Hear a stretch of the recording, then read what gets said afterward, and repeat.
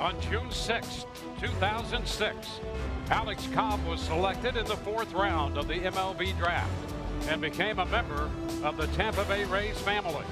For the next 12 years, Cobb was a big part of the Rays organization's successful rise in the American League, highlighted by his dominant performance in the 2013 AL wildcard game.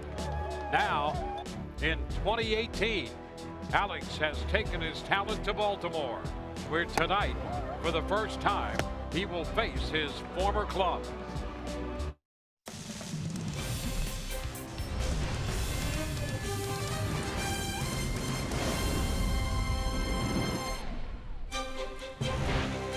Tonight, we welcome you to Oriole Park at Camden Yards, in the shadow of the longest building on the East Coast, the B&O Warehouse, 1,016 feet.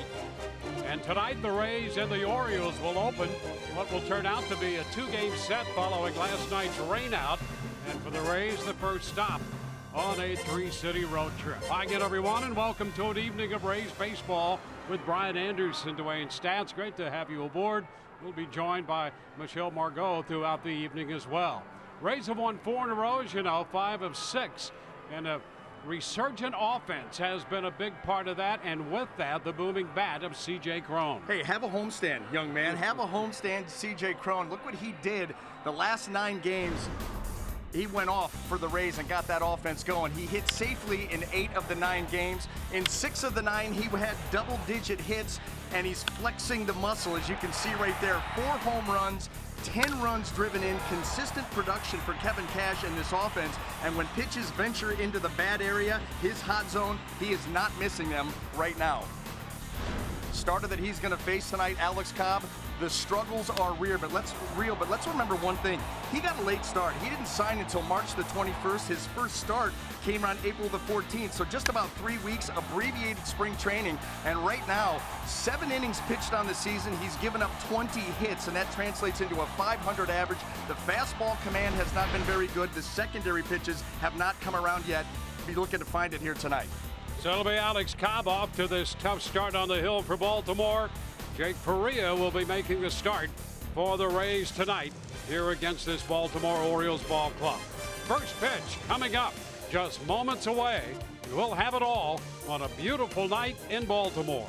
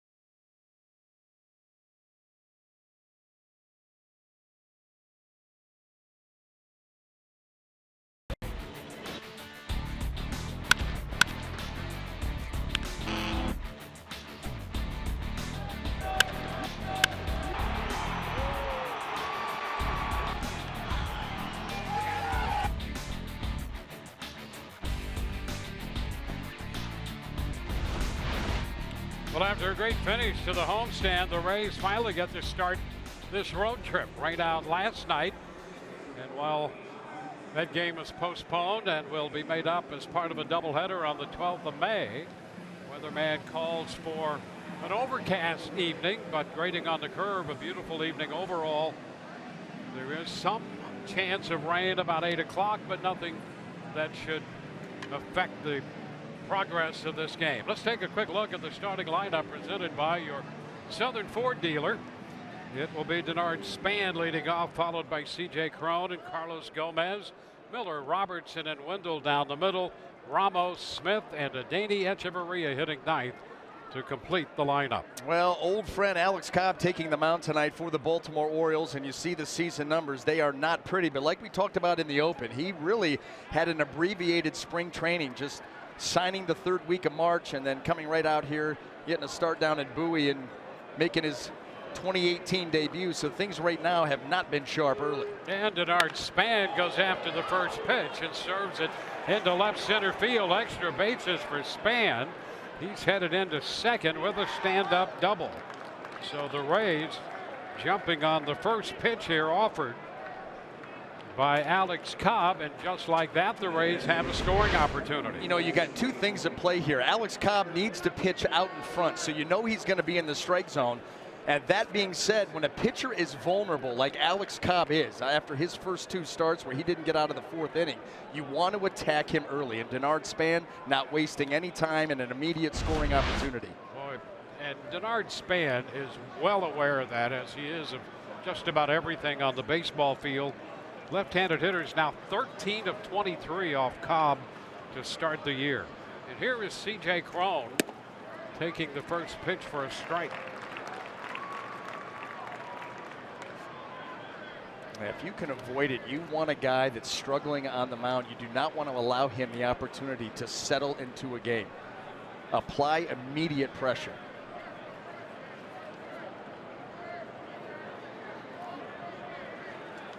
Ground ball, third base side. Valencia will make the throw. Holding at second is Span. So Cron bounces out. Let's take a look at the Oriole defense and see how it's going to line up here tonight. Brought to you by Golden Diamond Source. In the outfield left to right, Trey Mancini, Adam Jones, and Anthony Santander. Across that infield third to first, we've got Danny Valencia, Manny Machado making that move out to shortstop, Jace Peterson just acquired, and Chris Davis with Chance Cisco getting the opportunity behind the plate. Well, the Orioles are banged up a little bit. Tim Beckham, the latest Oriole to go on the disabled list. Here's Carlos Gomez.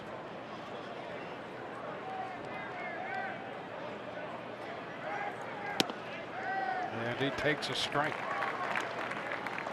It'll be interesting to see. We saw Alex Cobb a season ago, the way that he was able to really remake himself on the fly, going more fastball, curveball, split change, taking a back seat.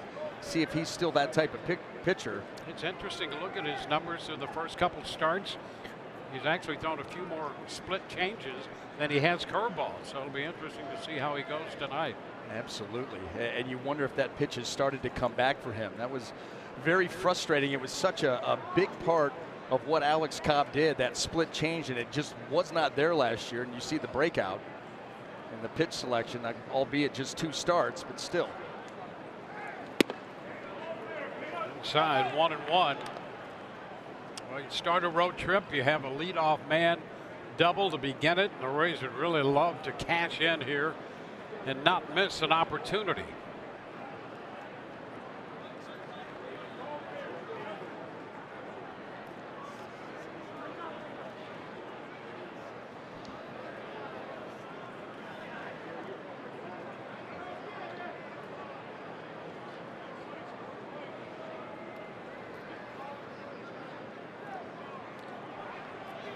One the count on Gomez. Gary's up. And that's foul out of play, 1-2.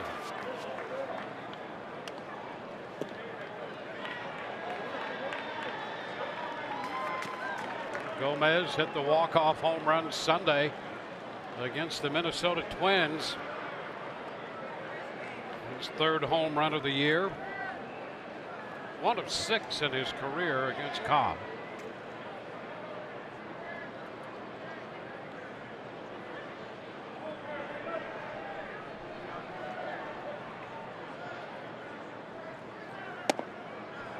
There's ball 2. You look at Sunday's explosion off the bat of Carlos Gomez to win that game 8-6. Do you think he knew?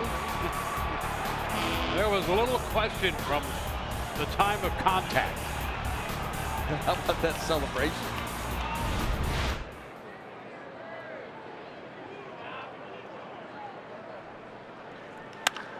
Into right field, a base hit, 1 hop to Santander. Span's going to have to stop at third. Throw comes through, and it's first and third. We talked about the fastball command not being there for Alex Cobb here in his first couple of starts. Wait till you see this one. And the reason why Carlos Gomez is able to shoot that ball out into right field, look where they want it, look where it ends up. They want it in, it ends up middle. And that right there has been the issue for Alex Cobb, just not getting his pitches into the proper areas, and teams are capitalizing. That's where, you know, you have the right idea. That sinker running in on Carlos Gomez is the right pitch in that spot, but you've got to be able to execute. Well, here is Brad Miller now.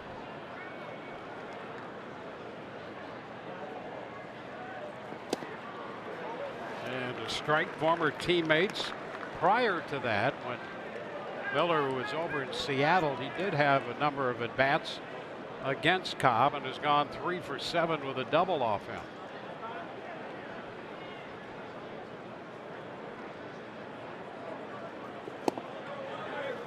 It's 1-1.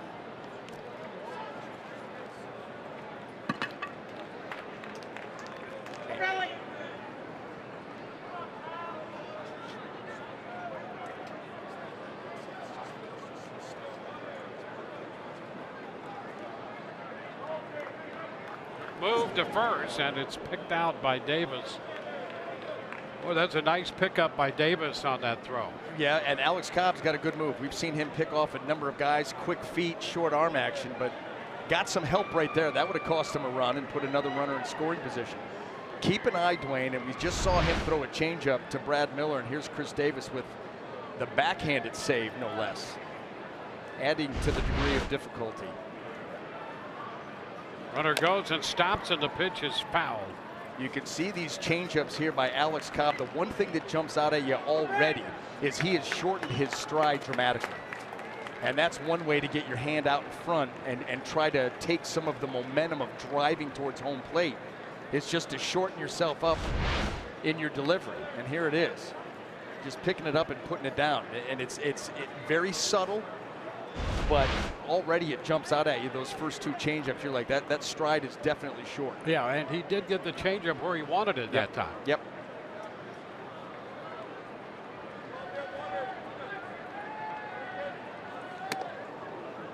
Yeah, see the way on that fastball there was just that extra little toe lift as he's really trying to drive towards home plate. Where on the changeups, he's just putting it right down and cutting, you know, giving himself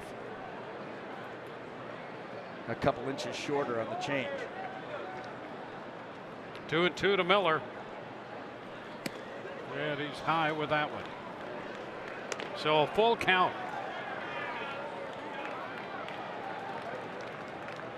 On deck, Daniel Robertson.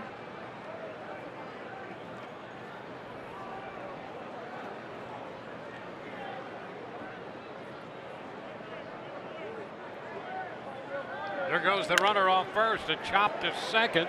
One play, that's to first. So the Rays have Gomez on the move, staying away from a potential double play. Span scores as Miller picks up a run batted in on the chop on the infield. Well, that's part of that new look Rays offense. You know, they're going to put some pressure on you, try to stay out of these potential double plays, put guys in motion on the base paths, and it pays off big time right there because Gomez isn't going. The inning's already over.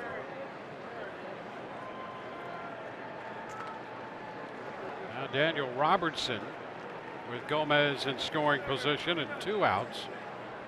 Miller picking up the run batted in, his 7th of the young season. A little close there to Robertson.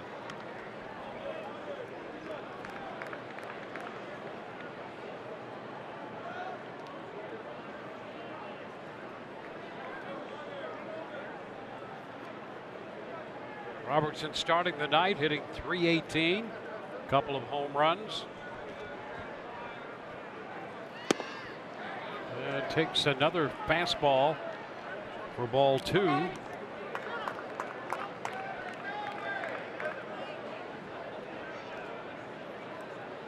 Rays with a run to start this one.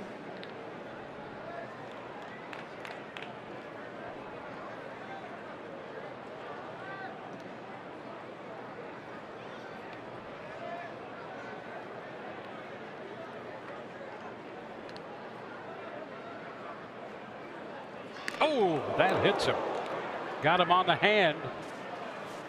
Fastball running in, and Robertson will shake that one off and head to first.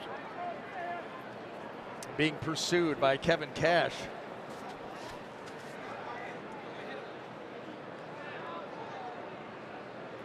I have that thing looked at. You, Alex Cobb, very apparent he did not want to allow Daniel Robertson to get those arms extended. 3 straight heaters in, and this one runs in and gets him right on the back of that hand.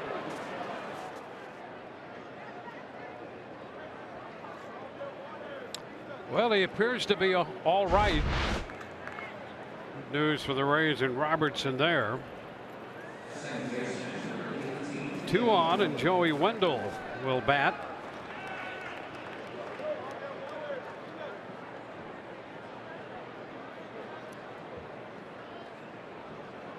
Wendell hitting .304 to start the night.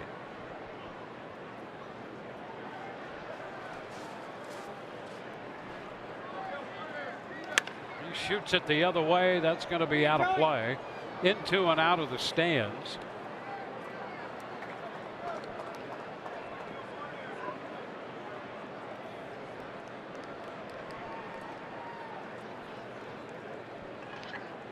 Wendell squaring off against Cobb for the first time.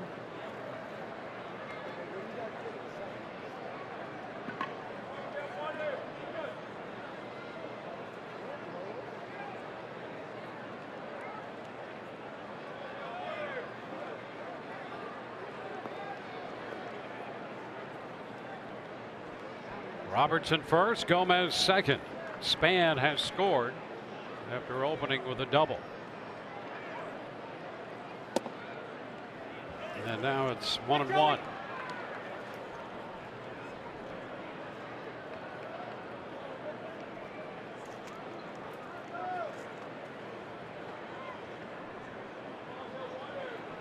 This will be the 20th pitch of the inning for Cobb. He's averaged a little over 21.5 pitches per inning.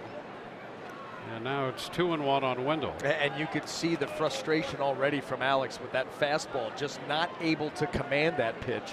And that's where everything, for most pitchers, and especially for Alex, that's where everything starts. Command the fastball, secondary pitches work off of that. If you can't command the heater, it makes it real tough to pitch effectively. Ground ball, that's a fair ball, diving stop, Davis, throw to first, and Cobb is there. That's quite a play by the big first baseman. Wendell hit it just fair, back of the bag at first. Cobb got over to cover, and the Rays on this play will have to settle for 1. Bottom of the first coming, Rays with a 1-run lead.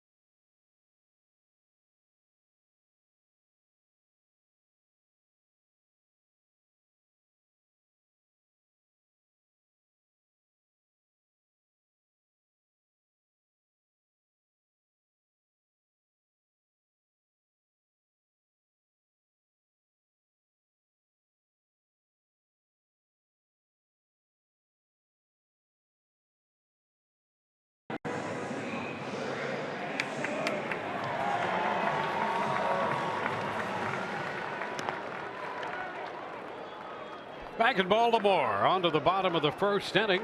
Rays with a run. Let's take a quick look at the lineup for Baltimore, presented by your Southern Ford dealers. Mancini leads it off, followed by Cisco and then Machado, Jones, Davis, and Valencia down the middle. Pedro Alvarez, the DH. Santander hits 8th, and Jace Peterson at second base, batting 9th. Well, taking the mound tonight for the Tampa Bay Rays, right-hander Jake Faria. And you see the season numbers. Last 2 starts have been very nice, just giving up 2 earned runs in 11 1/3 innings. And there's a strike to start this at bat for Trey Mancini. Been a nice turnaround for Jake. First couple of starts, not very crisp. The last 2 have been very good. It's down 1-1. Yeah, and through it all, they've been successful against left-handed hitters. And the righties over 300, but lefties at 167 off him through the first 4 starts. Big reason why his changeup effective, and it's something that these lefties have to account for. It's a good pitch for him. You see the breakout last 2, much better job. And really, it all stemmed from mechanics. You know, we saw it early on. His first couple of starts, mechanics are very simple, but they were going a little bit south when the front side was drifting towards home plate a little bit too early. The arm was not able to catch up.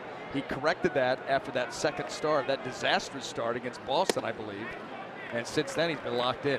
Close there on the fastball. The count is now full at 3-2.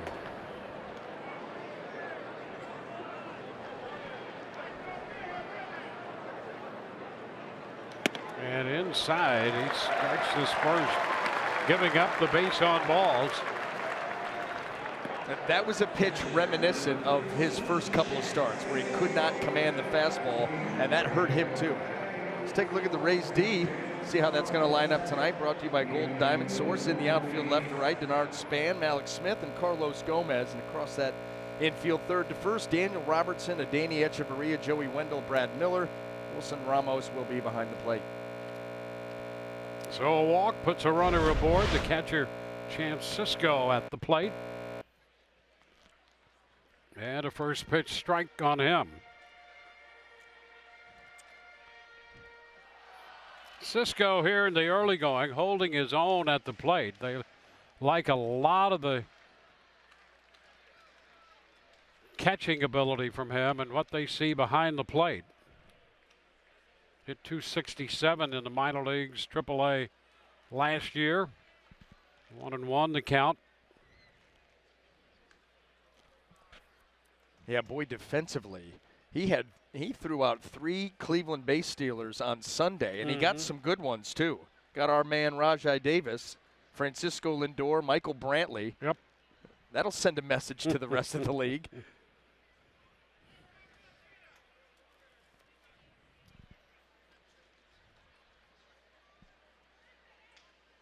That's a strike. 1-2.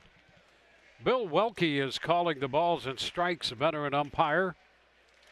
He's wearing number 3. His brother Tim was for a long time a major league umpire, and they both are in the league together. His brother wore number 3, and now Bill has that. He previously, I think, was 52. And a cut and a miss right there takes care of Cisco, and that's, you get ahead, and if he can be consistent with that pitch, that's good news. Yeah, that was a nasty, nasty changeup to put him away. And with Manny Machado strolling to the plate, let's take a look at a quick scouting report on Manny. Change of scenery. He's been the third baseman here in Baltimore his entire career. Wanted to move to shortstop for this season. They accommodated him. And so far, the results have been very, very good out in the field, but they have been absolutely red hot at the plate. You talk about a scorching start, 360, 447 on base, 8 homers, 17 driven in. He's the one guy in this Baltimore lineup that is getting it done. And hitting over 400 at home. Under this one, lofts it into shallow left center, and that's Malik Smith. Boy, they had Smith and Span after that one. And then out from second base, Wendell, who was shaded in that direction. And ultimately, Malik Smith took care of that. Somebody had to catch it. It had a lot of hang time, and still you're a little nervous. Uncertain body language. That you're seeing uncertain body language as everybody converges and wondering, is someone going to take charge? Eventually, it was Malik Smith. But you know what? You see a lot of that. The way that these shifts are now. I mean, look at right now. The infield shift all to the left with Wendell over there playing shortstop up the middle, and then even the outfield is split. So there's a lot of times. Look at all this room you've got to cover. Everybody, and it changes from hitter to hitter. And Jones rifles one toward the left field corner. Mancini's hitting third, and Span's going to have to go into the corner after it. That will allow Mancini to score. It's a double for Jones. No carom out of the corner there. The padding, Dwayne, goes all the way down to the warning track, and it's a few inches. You can see right there, just a few inches where that padding doesn't get all the way down. If that ball comes off the padding, Mancini's at third, but it ends up below the padding, and it rattles in there. It does not come out. Watch this. It just it dies. And now you've got to go all the way out to get it, and just that little bit of time allowed Mancini to score. And there's no other way that a left fielder can play it except the way Span did. 100%. You cannot assume that and overrun a ball that caroms. So it's a 1-1 ball game, and now it's Chris Davis. It's too low. Davis hitting 169, a couple of home runs. The double for Jones, his seventh. He has 13 runs batted in.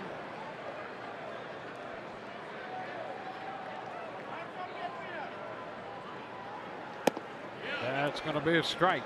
He could not check. 1-1. That's the pitch that gives the left-handed hitters fits.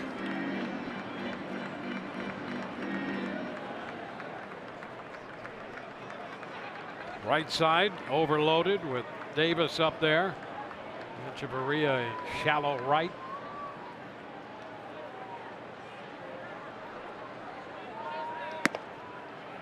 Two and one. Rays with a run in the first. They left two. Orioles with a run in the first, 2 outs, and they have a man on second base.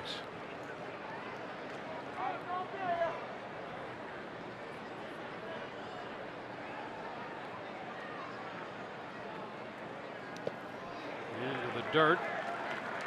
Blocked nicely by Ramos. 3-1. You'd really like to see Jake tighten that command up here relatively quickly, because this is the type of an offense. If you can command your pitches, and for the most part, you're going to get strike one and then expand. This lineup is very pitchable. If you're not going to be able to get the ball where you want to and not be able to rely on fastball where you need it to be, they can hurt you in a big way just as quick.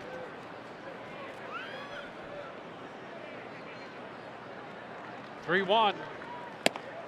That'll take it all the way to 3-2. That's where you ask yourself, even Jake Faria right now is thinking, what are you looking for, Chris Davis? I mean, here's your 3-1 fastball where you can get your arms extended. I'm going to put it right out over the heart of the plate, and you're going to take it? Well, here comes my changeup. Now the inning's going to be over.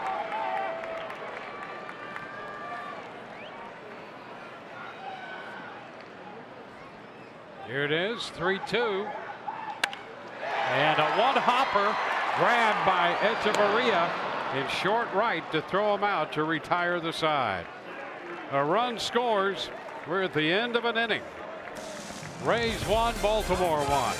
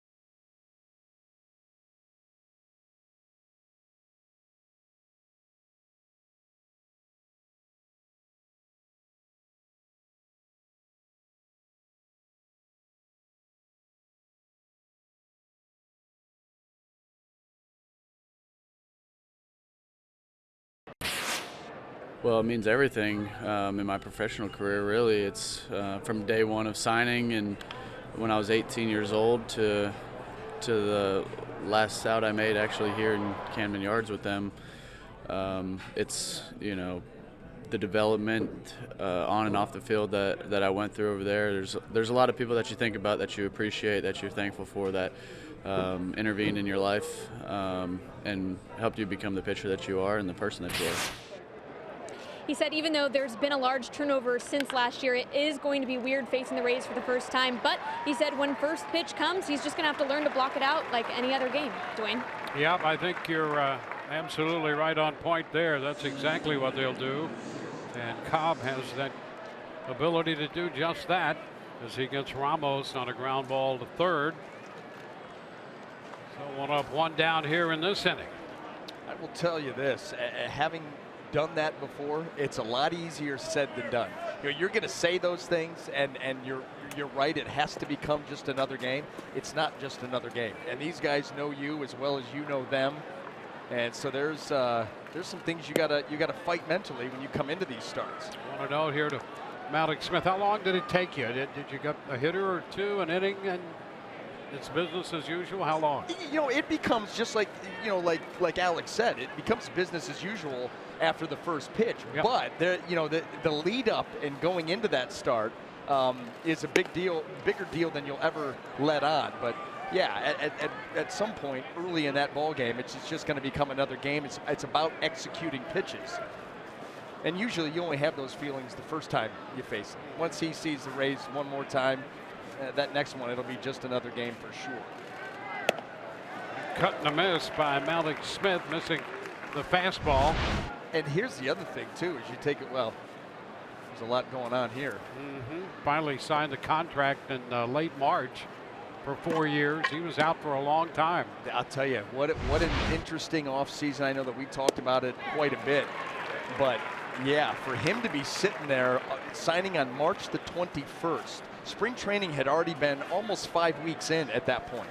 And you're still sitting there wondering if you're going to get a job and be able to pitch this year. Yeah, I mean, that's a little more than a week before the regular season started. Toward the line and left, Mancini is not going to be able to get there, and it falls just foul. You're right. March 29th, 8 days prior. And then you wonder why he's struggling? Well, listen, he got about half of a spring training, and everything was rushed. He never got into the normal flow of spring.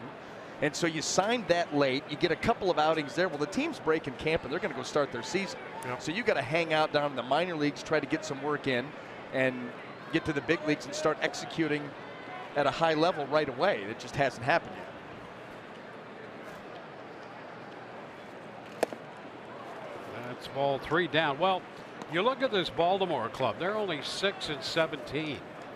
But you figure sooner or later Cobb's going to pitch well. Bundy's already pitching pretty well for them.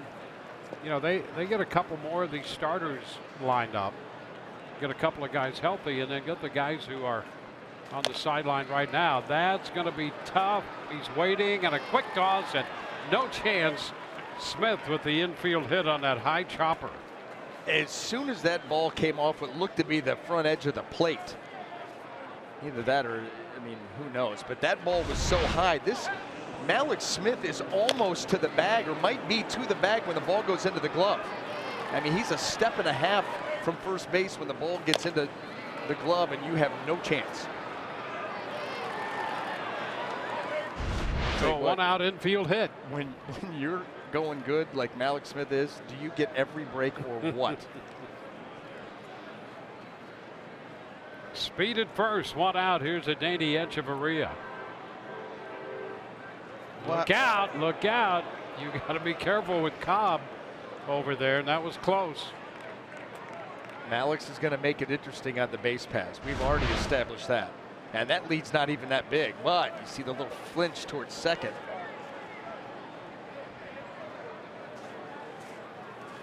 So the left hand back on the bag. The oven mitt.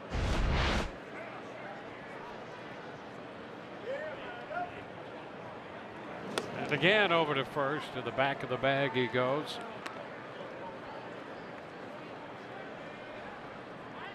I'd order that little oven mitt that he has for stealing bases for base running. Yep. You get the extra large. Give you another inch or two off the tip of that thing. That's right. Like the way you're thinking.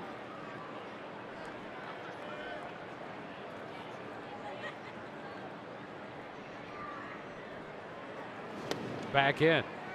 You know, that'd be great. You could go out there and get one as long as you want right now. I don't know that there's any rule right now that says you couldn't extend that another inch, 2 inches, 3 inches, 6.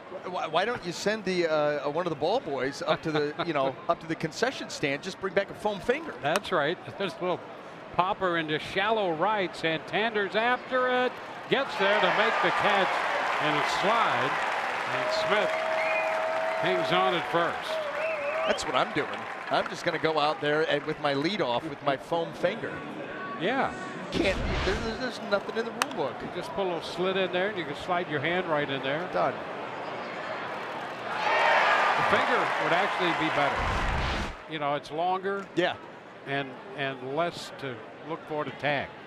Because you just got the finger. Right. Instead of the whole hand. So I like the way you're thinking. So 2 outs. The man at first, and here is Denard Span. There goes Smith. Great jump. Throw down. It's going to be a stolen base. Ball popping away. And Malik Smith has his 4th stolen base. Now that's the one thing that you know with Cobb on the mound, there's going to be action on the base paths. He will allow some stolen bases. He will also pick some guys off. Malik Smith with 2 outs trying to get into scoring position and picked a great pitch to run on. The curveball off speed. But you can also see Chance Sisco coming out throwing and understand why he's gunning guys out. That's a tremendous throw. Span with 17 runs batted in. 9 of 18 with men in scoring position. The pitch is a strike, now 1-1.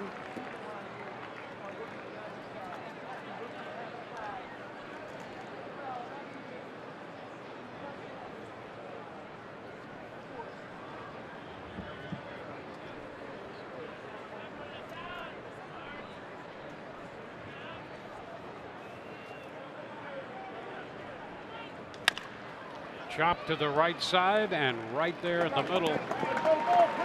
On the shift, they throw him out. We go to the bottom of the 2nd, tied 1-1.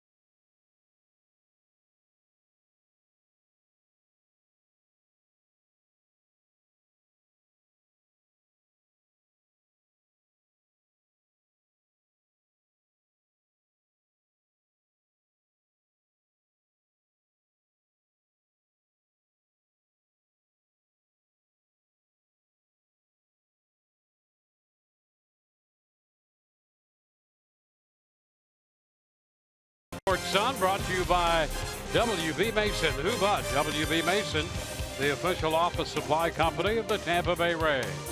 And by Geico, 15 minutes to save you 15% or more on car insurance. Jake Faria on the hill for the Rays tonight.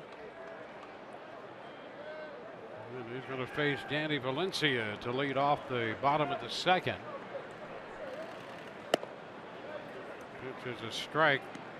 Valencia has gotten a lot of hits against the Rays. Look at this last 12 games against the Rays. He's hitting .512, 21 out of 41 with 6 home runs. 1-1. At some point, that trend has to stop. The odds have to catch up to him at some point.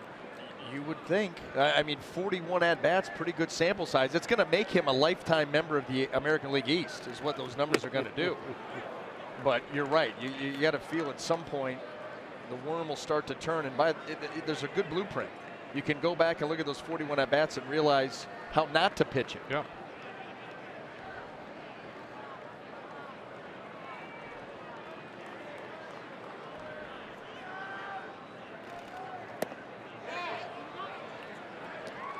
Two and two.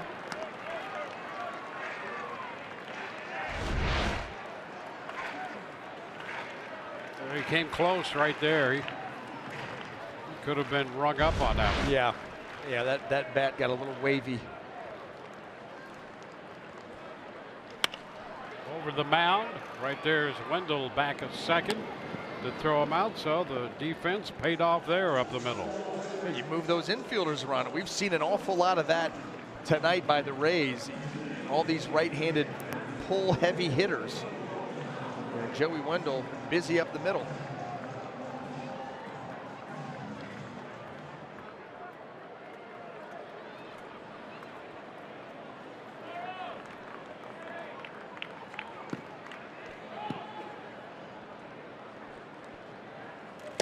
Cut and a miss by Alvarez. He missed the breaking ball to start him.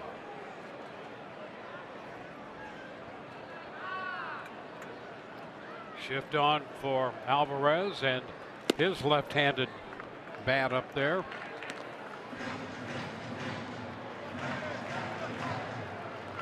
Rays got a run in the first. The Orioles scored in the first. We're in the bottom of the second. 2-1.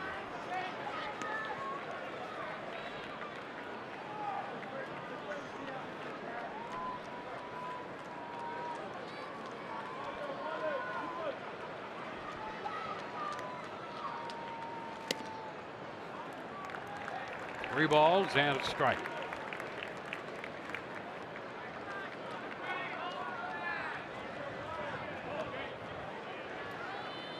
Santander is on deck.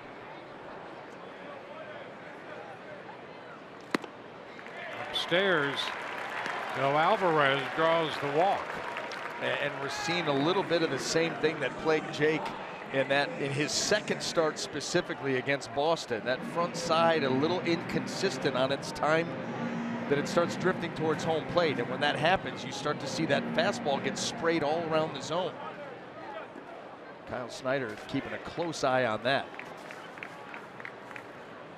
Anthony Santander.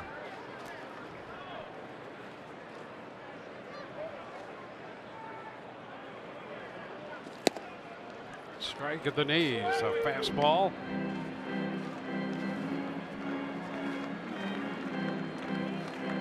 Santander, a Rule 5 player.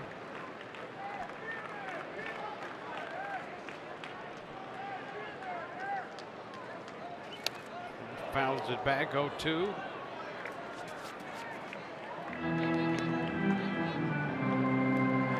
Santander came into the year needing 44 days into the season on the big league roster before they could send him out and still keep him as a result of being a Rule 5 guy.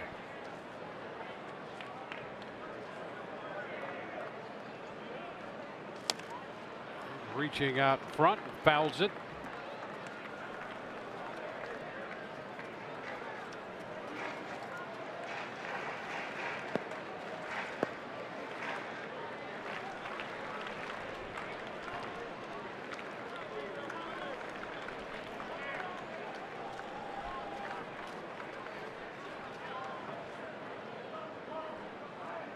Upstairs, snap throw to first.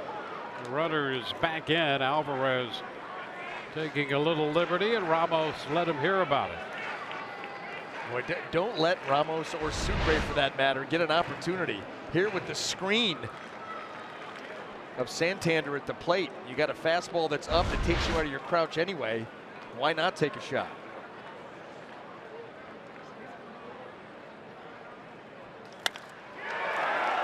Fly ball into center. That sent Smith back to the track, all the way to the wall. The carom goes to Span. It's going to be a double, and they're going to have to stop Alvarez at third. And boy, Span going over there helped prevent that potential run from scoring when he got the carom that came back to him. And Santander hit it a long way to center field off the wall. Yeah, you can see where Malik Smith is. He's more towards right center, just a hair, and has a long way to go and just not able to get there in time. Trying to find that baseball. And you're right, you know, fundamentally sound left fielder, Denard Span. And he just is in the right place at the right time, understands this game, how it's played. Malik Smith's going to need some help out there in center field. And he put himself in a good position. Well, here is Jace Peterson.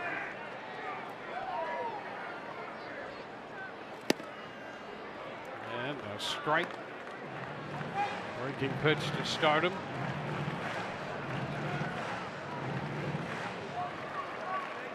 So the Orioles with a one-out threat.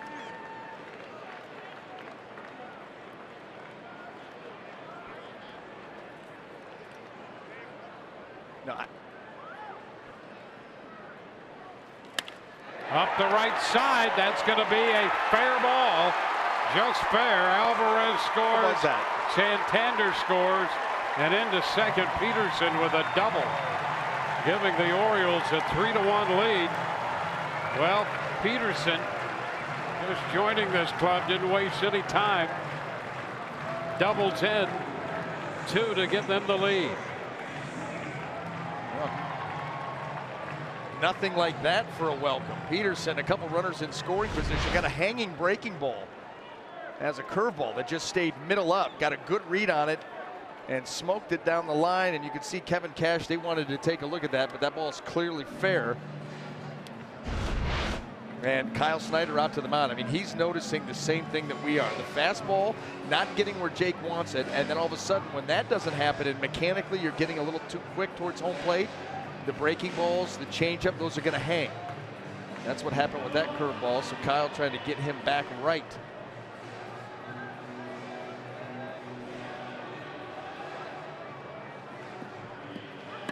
So the conference breaks up. Baltimore with the early lead. Now we go back around to the top of the lineup for Trey Mancini.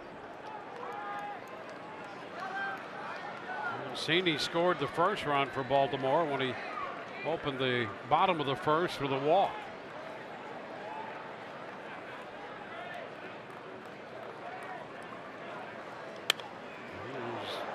He's swinging on the first pitch, fouls it away.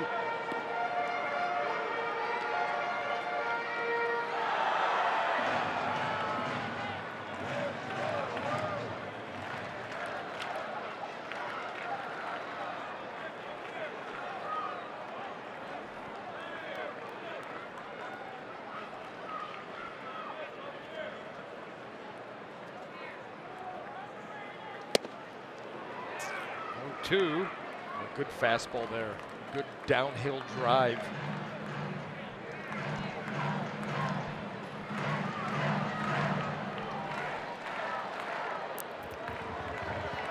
Mancini with a couple home runs. Faria up in the count on him.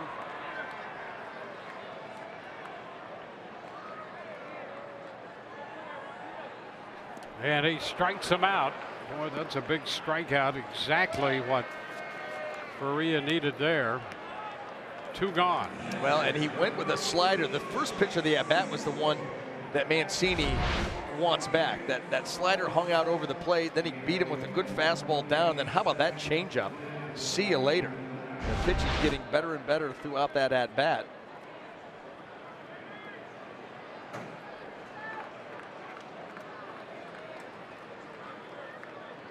Chance Cisco.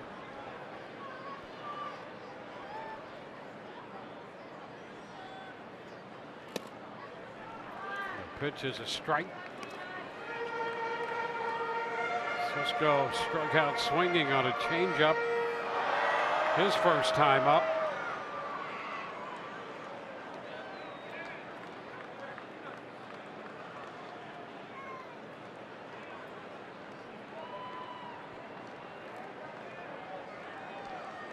Cisco, in a handful of games last year for Baltimore, hit a couple home runs. He made his first major league start against the Rays as a catcher and hit a home run off Faria.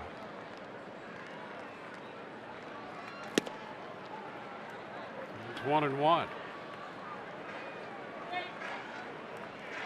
That was his second home run last year in his first start.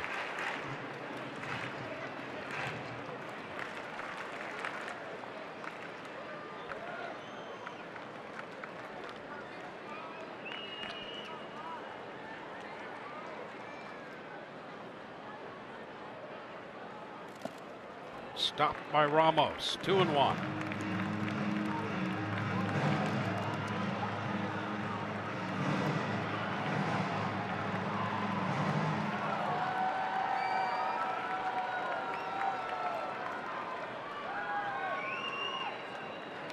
Peterson has doubled in two. He is the runner at second.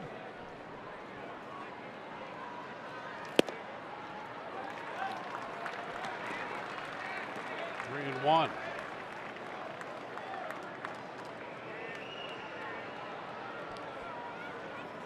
This is the 11th man Faria has faced, at least on 3 hitters now. He's managed to get out in front and then fall behind, and now he has a 3-1 count.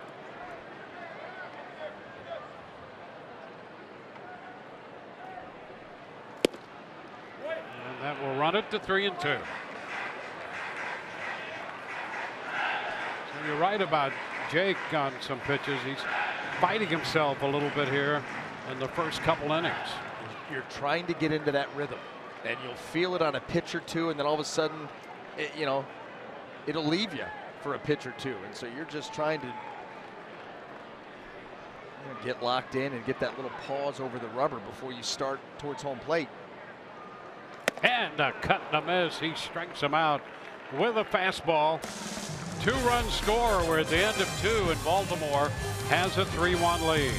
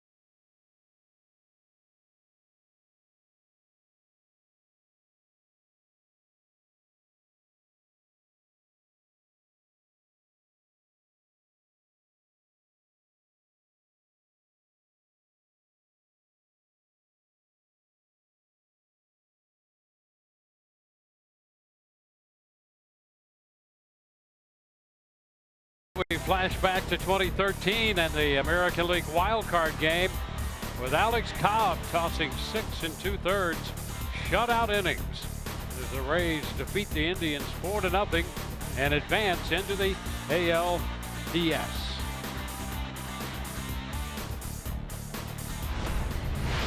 Tonight the Rays face Alex Cobb in a Baltimore uniform.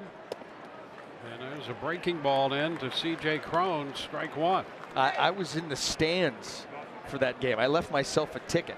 Yep. So I could go to that game and you know, watch that, you know, from up in the stands with the idea of, okay, if the Rays don't win this game, the season's over. If the Rays do win this game, you got a flight leaving tomorrow morning to go down and do some postseason or postseason coverage. But boy, he was excellent on the road, a hostile environment, and that's just the kind of pitcher he is.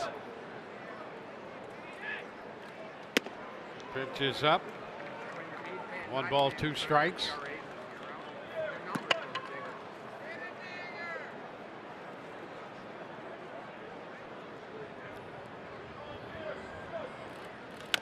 Chopper down to third. Valencia throwing a strike to first to get Cron. Was that the year that you faked the back injury? It was very painful. Oh, I know, because we finished the season. Is that the year we finished in Toronto? Well, and you basically you called the 3 games from a gurney. he was horizontal. It was. You were on a gurney calling those games, setting the stage for the postseason's gonna be a little too much. Yeah, yeah. Well, you can't push it, you know. A little chop down to third again, this time from Gomez. Cobb has a couple quick outs, Valencia to Davis. Yeah, kind of acting up right now. There is nothing worse than tweaking a back. That's true. Upper, lower, it doesn't matter. It nullifies any clean movement and very painful. So 2 quick outs here. And Brad Miller steps in.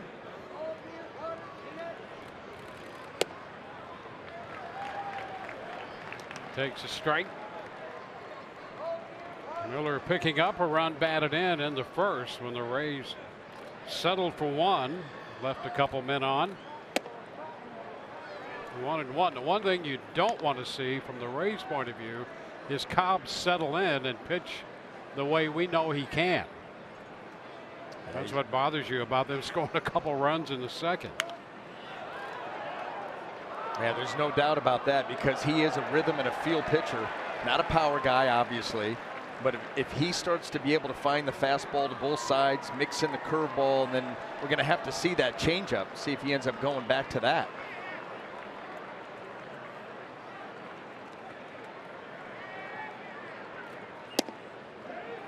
This is in with a fastball that time, and it's 2-2. How about that? 7 ground ball outs. That's just the way that he wants to pitch. There's another ground ball headed toward the middle, off the glove of Peterson. He tried to backhand it. So that goes as a base hit. I think even if he gets this ball clean with Brad Miller running from the left side, you can see where he's at, shading up the middle, has to go to the shortstop side, and going down, I don't think he's going to get him regardless. Brad Miller sniffing that infield hit. And they're going to take a look at him at first. Well, that ankle. And that's what he tweaked the other day, and that was an odd, the way that he hit the bag. You know, you're thinking about when you start to make the turn at first base, you want to get, you know, your right foot on the inside part of that bag. And he hit that with his left foot, and a little tweak. Yeah, and I'll tell you right now, you know, we've had a couple episodes with that in the last few days. And when they go out to talk to him, if they take him out, they're going to have to be 2 guys take him off the field, because he does not want to leave. And you could see that. You could read the lips. You could see the reaction. He didn't like the way that foot came down on the bag. But you're right. He wants to be playing. You know, last season, a lot of injuries cost him.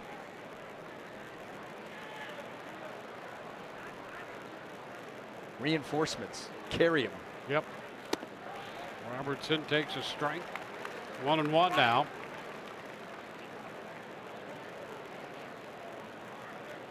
Daniel Robertson hit on the left hand by a pitch in the first inning.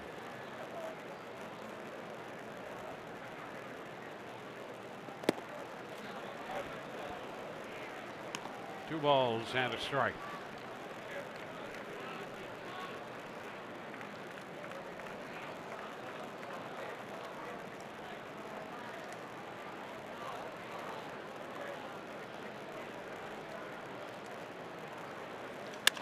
Into center field. Jones is there, coming straight in to make the catch. No runs, a hit, one left. Bottom of the third coming. 3-1 Baltimore.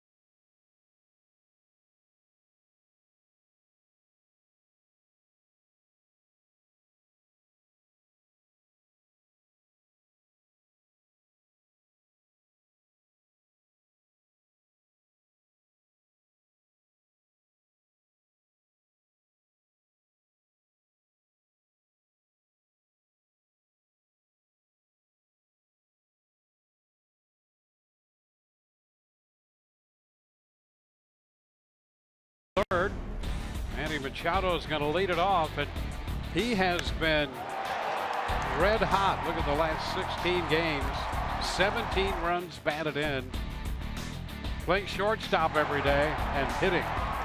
Correct me if I'm wrong, Dwayne, but doesn't he become a free agent at the end of this season? Interesting. They talk about when they go to New York, all the writers talking about, hey, you're going to come here and you're going to play short. What are you going to do? Didi Gregorius has something to say about that. I think it's going to be fascinating when you look at you know, Clayton Kershaw obviously has to opt out of his deal, but if he does, these are the three guys that are going to be you know, available. And you look at the ages, that's where you know, Machado and Bryce Harper, both 25 years old. Are you going to dump that much cash into one player? Because they're going to want three. You hear 400. I mean, you hear some obscene amounts of money. 2-1, and Machado, who has been playing shortstop here, doesn't want to play anywhere else but shortstop. Then you take New York off the list, because if I'm the Yankees, I'm not moving Gregorius. I'm sorry. I think he just homered again tonight for the 4th game in a row. He's been playing out of his mind and is one of the best shortstops in the league too, and he has said, I'm not moving from shortstop. That's right, that's right. So they're going, well, check that off, or do you, or what do you do there?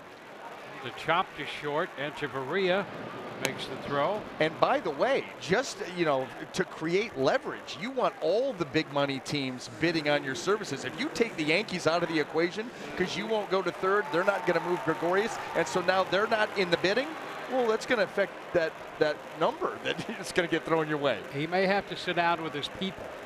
Oh, yeah. talk about that. Yeah, Maybe I'd move over there. We'll leave that on the table. right, you have to. Yeah.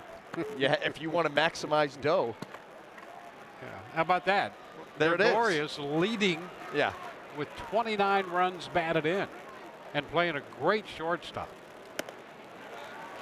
Yeah, it's going to be a fascinating winter, especially coming off of this one, where the owners, it seemed like they took the, you know, the side of Saving the pile of cash?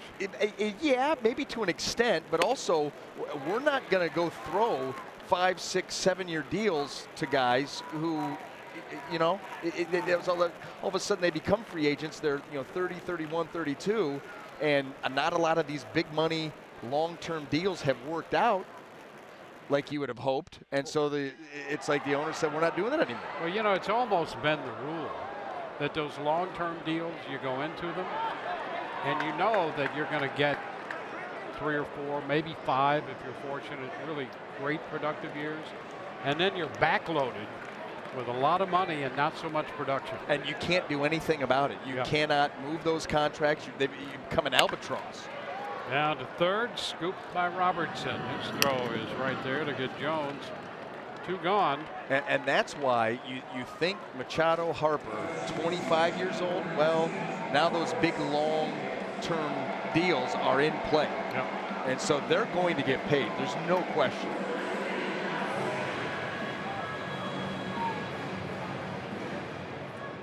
So a ground ball to short, and the other one to third. 2 up, 2 down. Here's Chris Davis. Davis grounded out to short. This pitch to him is a strike.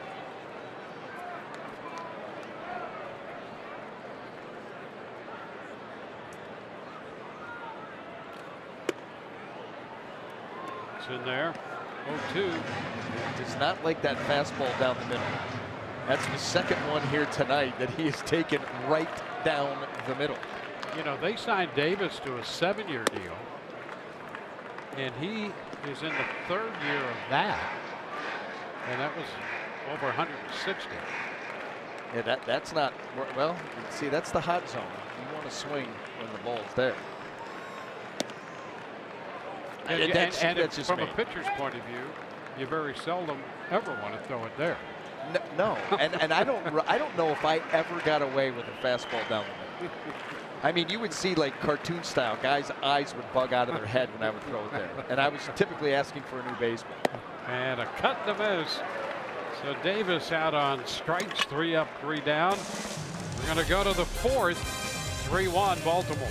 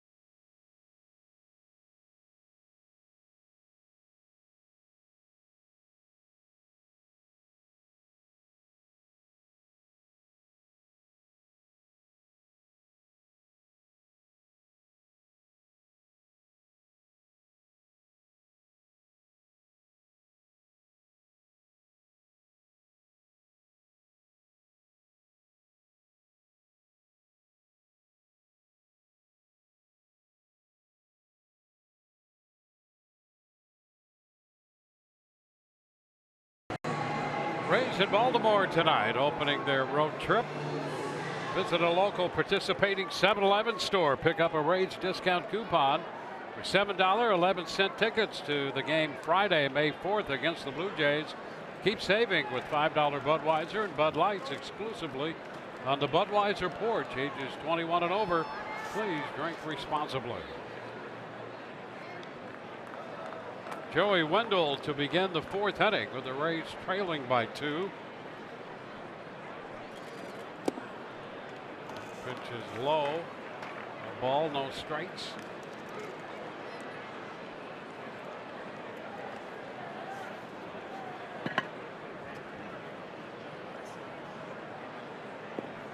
Wendell tried to get one up the right field line in the first, and Davis made a nice play to end the inning. 2-0.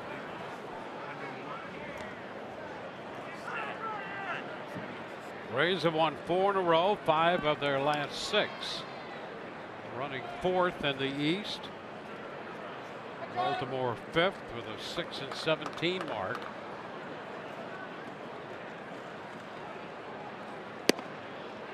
That'll be a strike, 2-1.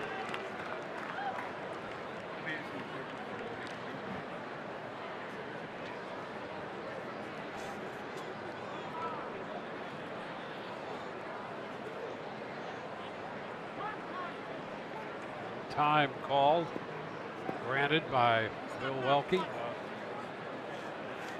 Alex Cobb already into his windup. Usually not a big fan of that.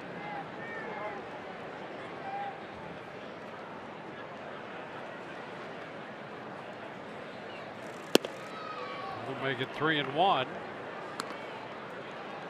Cobb threw 21 pitches in the first, but more to his liking, only 13 in the second and 14 in the third.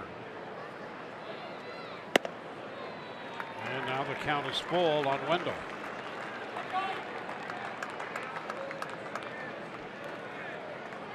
See the breakout on the pitch count for Alex Cobb.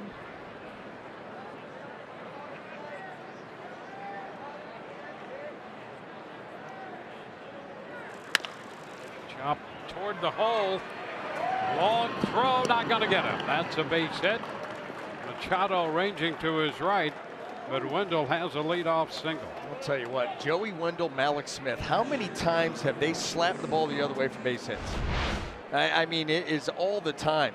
Use the other side of the field. Great effort here by Machado, but just Wendell runs too well from the left side. And you get that leadoff runner aboard. And we were talking, Wayne, you and I yesterday with Gary Thorne, play-by-play, you know, with the Orioles, and said, so how's Manny been out at shortstop? And he said, tremendous, stupendous. He has been really, really good out there. The ground ball scooped at third. Valencia to second one. First base 2. Ramos gets into the double play. So an infield hit. And then on the first pitch, Ramos, who hits a lot of ground balls anyway, and Cobb very aware of that, throws the double play ball. Gets that rollover right there, and the Baltimore Orioles, who turned more double plays than anybody in the American League a season ago, they do it again, smooth all the way around. We showed the graphic earlier. Tonight, Alex Cobb's done a good job of keeping the ball on the ground, which is so important. You know, he's a guy that can be prone to the home run ball, and this place can give up some home runs. That's a line drive, but right at Valencia. And so after the leadoff base hit, double play ball and a line drive, 3-1 Baltimore.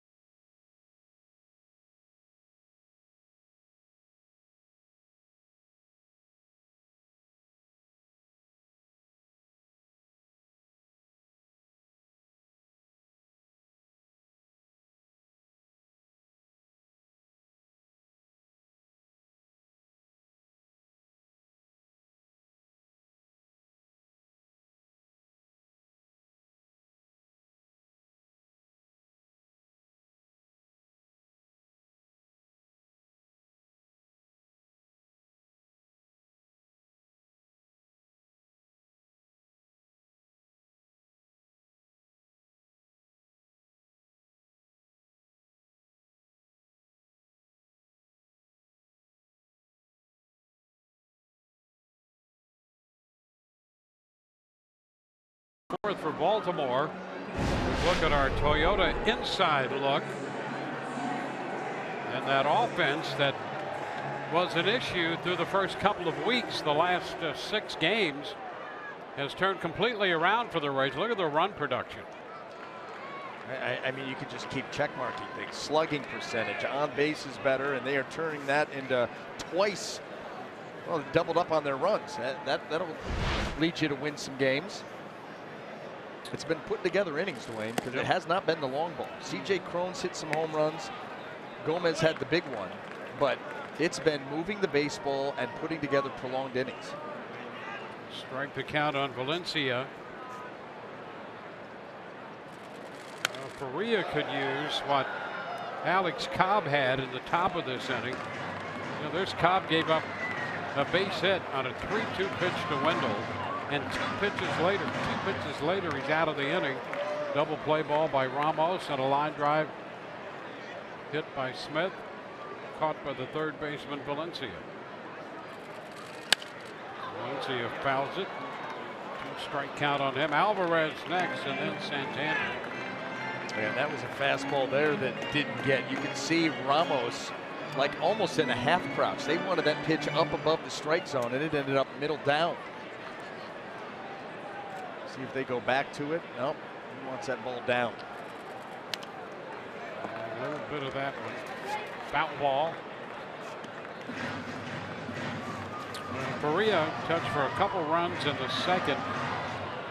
26 pitches in that inning, and then a 1-2-3 third, more to his liking, and only 14 pitches. Average 18.5 so far this year per inning. High popper right side. Miller from first base is there, and he makes the catch. That was a big league pop up indeed.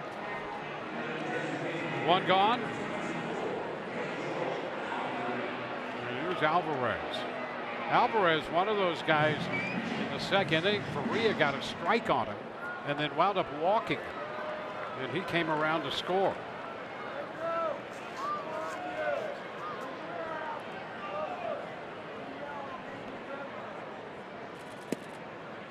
Starts to go and lays off. And the curveball. 1-0. A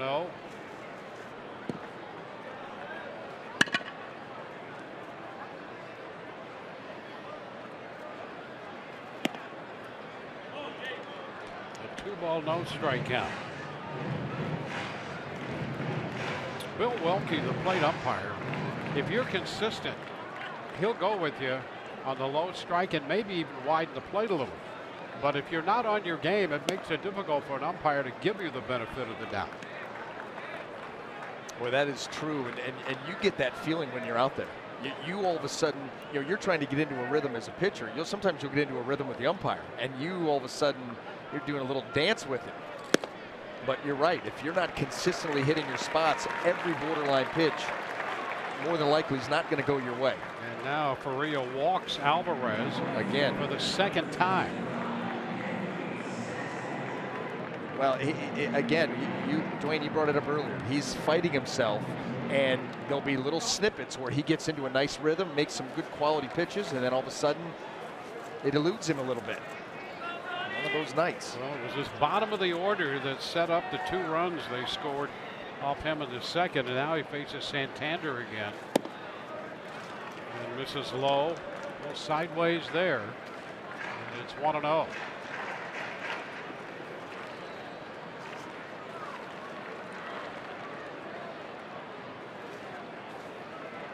Santander's double in the second inning, his 4th. Big cut and a miss. 1. Ramos got his mask just about knocked off on the back end of that swing.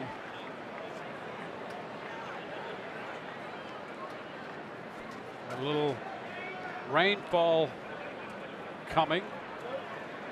The grounds crew has been at the ready, and there was, well, just about 30 minutes ago a call for a 30% chance of rain, and it's come about half an hour late. Swing and a miss on the fastball there. It's 1-2. And when you look at the radar, I mean, you're weather gets goofy around here. I'm Yes, just it going to does. leave it at Yeah. that. If they put the tarp on, they put the tarp on. But it doesn't look like it's going to Shouldn't last last, very long. yeah. No.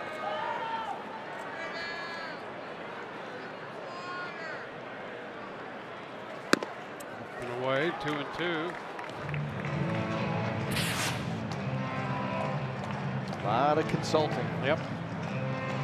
Conversation there with Mike Everett.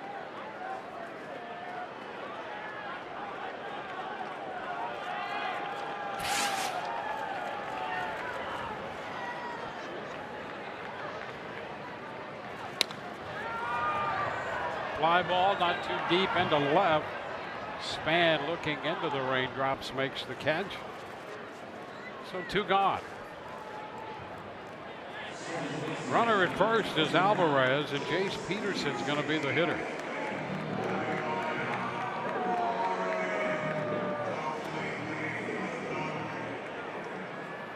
Peterson joining the Orioles today with Beckham going on the disabled list with a little groin and Achilles problem. He's had a couple of little things bothering him.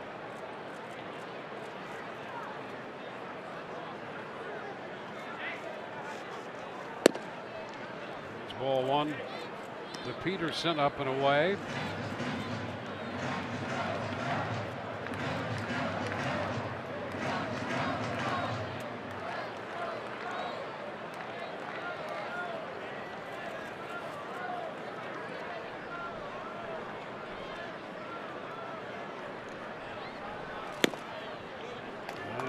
Strike.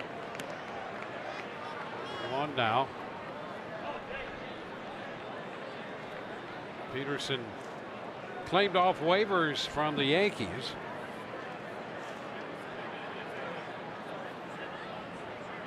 Spent some time with the Padres and the Braves as well. Ground ball. Echeverria. His throw to first retires the side. Baltimore leaves 1. We're going to head into the 5th. It's 3-1 Baltimore.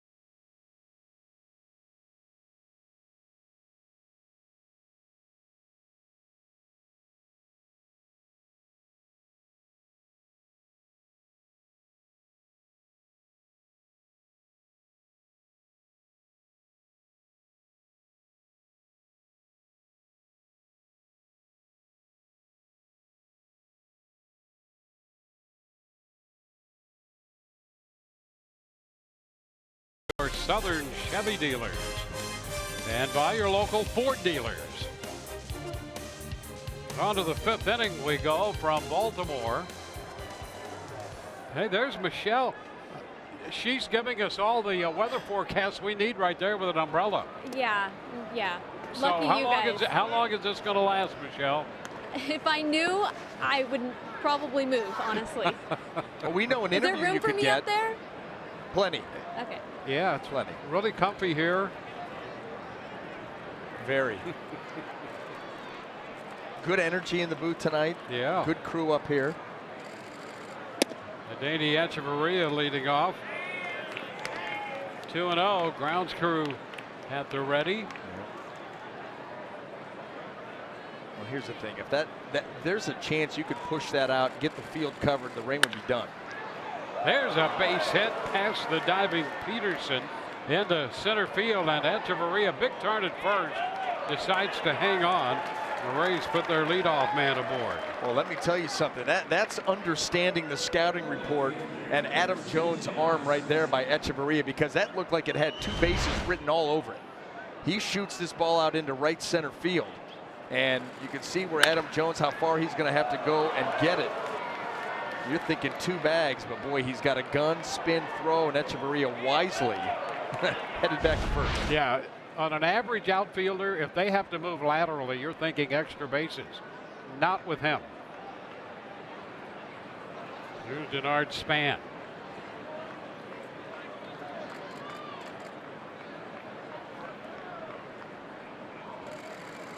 Span puts down a bunt. The throw to first, wide into the runner, and he's off the bag. Everybody's going to be safe. Echeverria up to second, and Span is aboard, putting down the bunt. A little help with the wet grass right there. Alex Cobb, who fields his position very well. Denard gets the bunt down. Alex is over to make the play, but that ball sails on him a little bit as he tries to rush the throw. It's going to be close. It wasn't that bad of a throw, actually.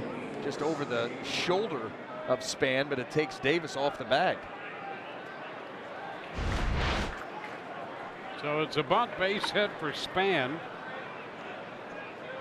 2 men on, and here is C.J. Crone.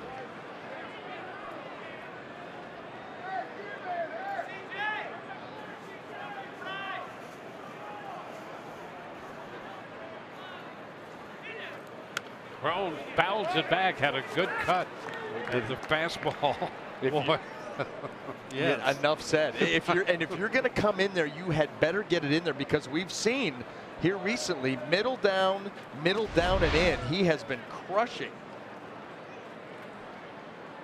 Looking to give the Rays the lead. Yes, sir. Has the potential tying run at first. 2 men on in a 3-1 game. And he takes this one for a ball. 1-1 now. Well, we saw a couple early splits from Alex Cobb, but not a whole lot here recently. Been staying with that fastball, move it around as best he can, curveball combo.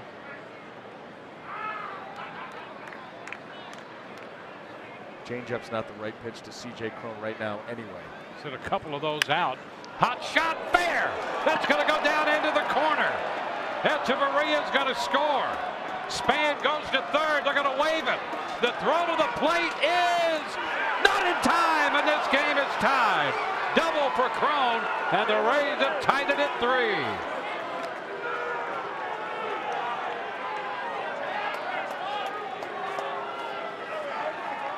For Crone, RBIs 14 and 15. That's his 4th double. Hanging breaking ball, stayed up, and he just ropes it, gets out and around it, and able to just keep that fair. Boy, that was close. That was close. And then how about this? Machado, we know he's got a cannon. One hops it, but Denard Span just quick enough to get in there. Let's take a look. Yeah, that foot right on the back. The home plate, right, the point. Speaking of point. Well, single, bunt single, then the double. Nobody out, and the Rays have tied it at 3. Here's Carlos Gomez.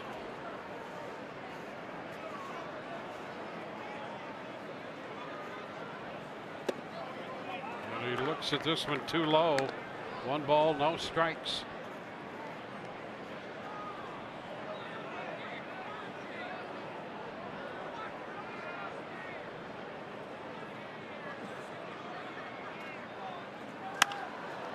Lifted into right toward the line. Santander just fair, makes the catch. Tag at second. Crone will go to third, and he moves in there well ahead of the throw. So the lead run now at third base with 1 out. Well, that's big. They're going to make sure that he did not leave early. He was cleared, but yeah, you get that runner to third, less than 2, and now this Rays offense, this is what you're built to do. Get him over, now get him in. And Brad Miller, who drove in a run with a ground ball in the first and had the base hit in the third. Up now with a man at third.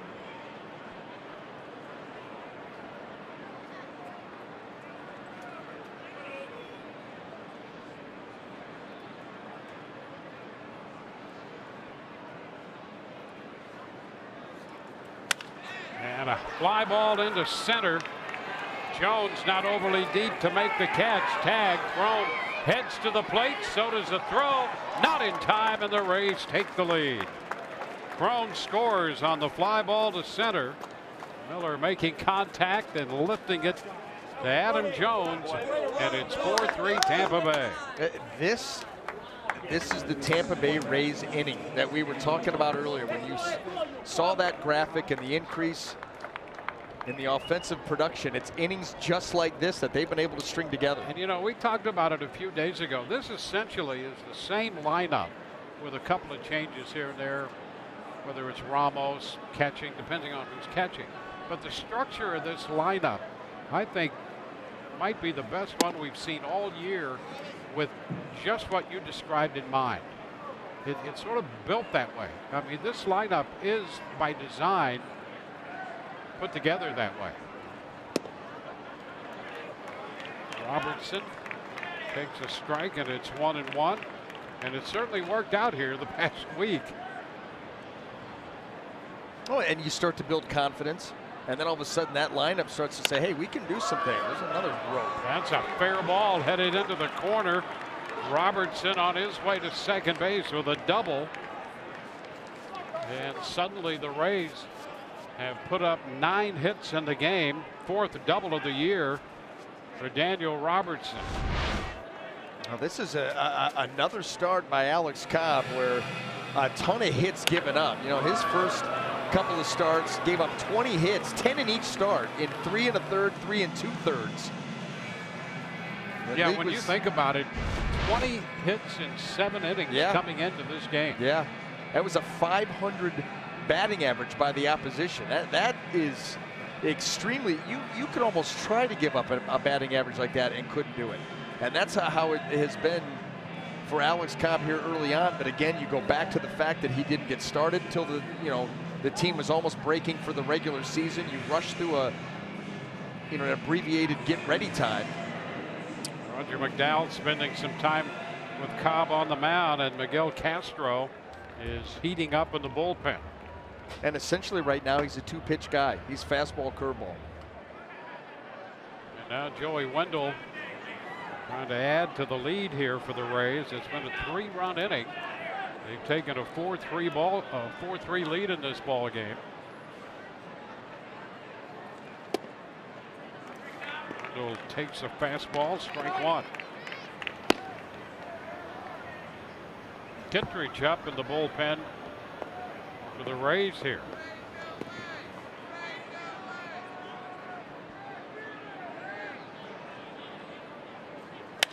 And a base hit up the middle. Robertson heads to the plate. Throw is wide, backed up by Cobb, and Wendell drives in a run. So the Rays make it a 5-3 ball game. Second hit of the night for Joey Wendell. Well, this Rays lineup, they've honed in. They realize the fastball is not being spotted the way that Alex wants it to, and the curveball's become vulnerable because there's been really no changeups thrown. And that curveball, look at Joey Wendell stay right on it, down and threw it up the middle. That is a beautiful job of hitting there by Joey Wendell. Just about took out Mike Manfred out there at second base. Wilson Ramos, runner takes off, throw down is wide, and the Rays steal second base. Wendell picking up his second stolen base of the year. So the Rays keeping the pedal to the metal here in the 5th inning. Boy, this is a fun version of baseball to watch. So different from just a season ago when it was all about the long ball and you didn't see a whole lot of this. Yeah, and you're right. This is, in just personal opinion, a lot more fun than home run or strikeout. And that's what the Rays had last year.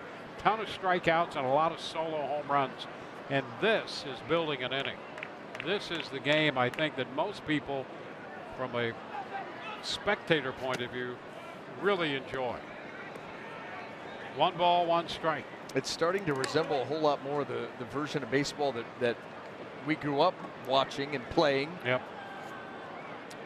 Was the pitch breakout for Cobb so far tonight. That's about right, and those 6 changeups were early. Most of them, anyway.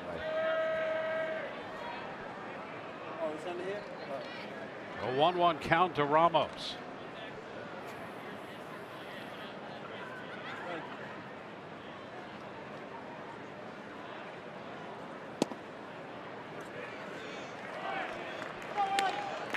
Two.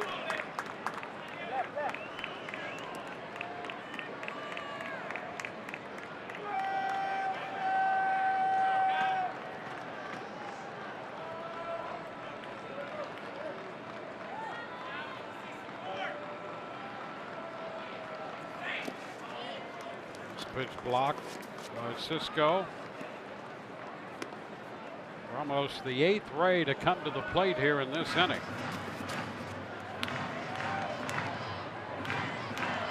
Rays have 5 hits in the inning, 4 runs.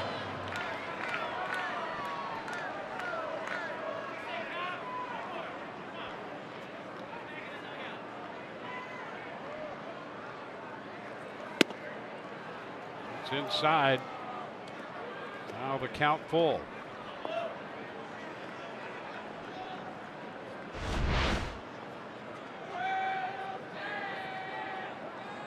Almost slipped on the slope of the mound there. Well, the rain is just about gone. It may be drizzling now, but a little shower made its way through. At ball 4, Ramos draws a walk and Buck Showalter pops out of the dugout. So 8 men have come to the plate here in the inning, and Showalter will make a pitching change. We'll be back in a moment with the Rays leading 5-3.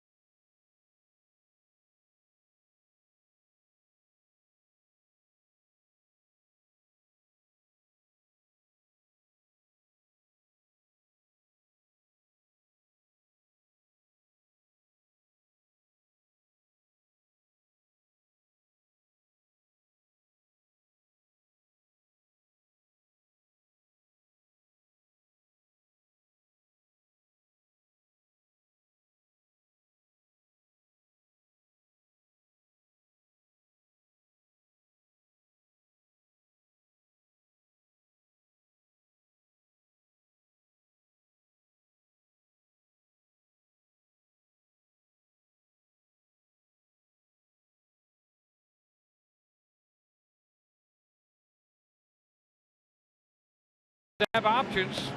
That's why the Florida Lottery has over 70 unique scratch-off games. So add a little play to your day with these new games. The Florida Lottery is your ticket. Claim it.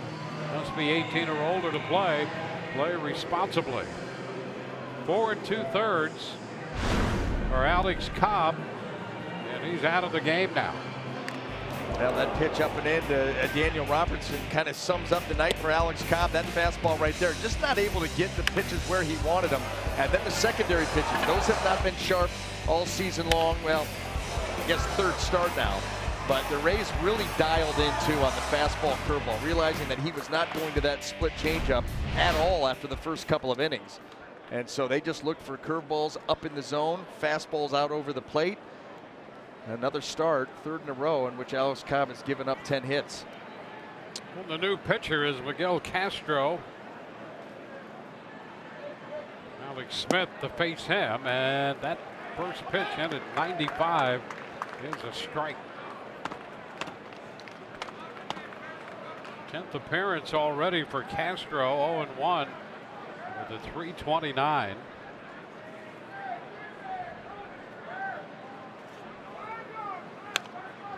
Alex fouls it back, puts him down 0-2. Ramos at first and Wendell at second. Jake Faria making the start for the Rays. Well, now make it hold up. Offense has dug you out of a 3-1 hole. Looking to add maybe even more.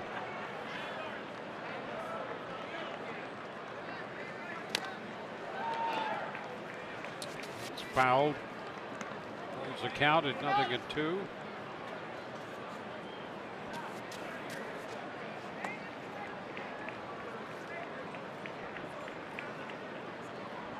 A lot of tags tonight.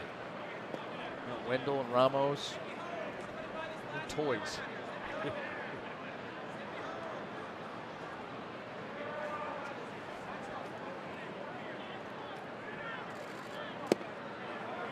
that one didn't miss by much.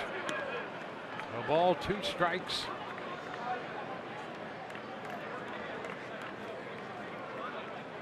Castro was in 39 games a year ago for this Baltimore team.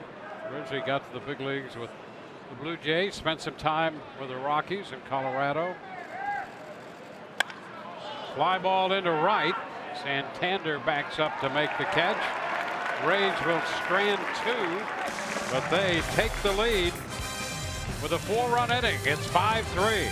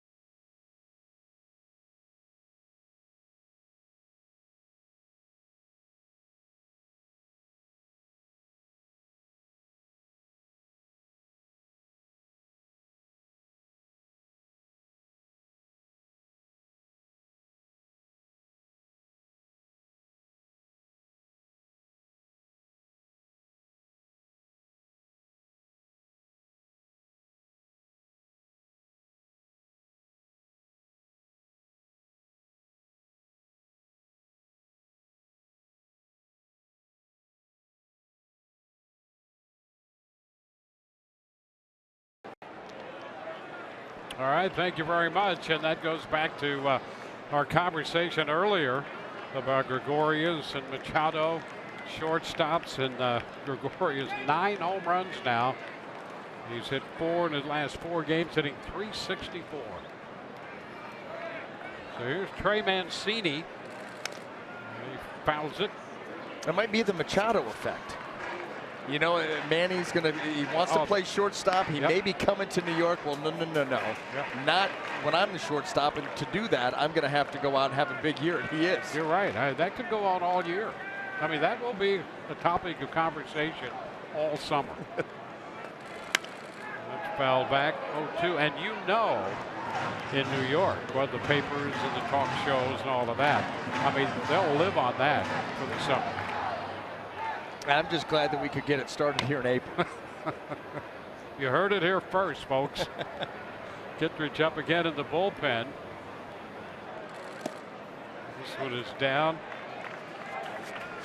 1 ball and 2 strikes, and Johnny Venters is up, and boy, what a story that is. He just joined the Rays today, coming up from Durham.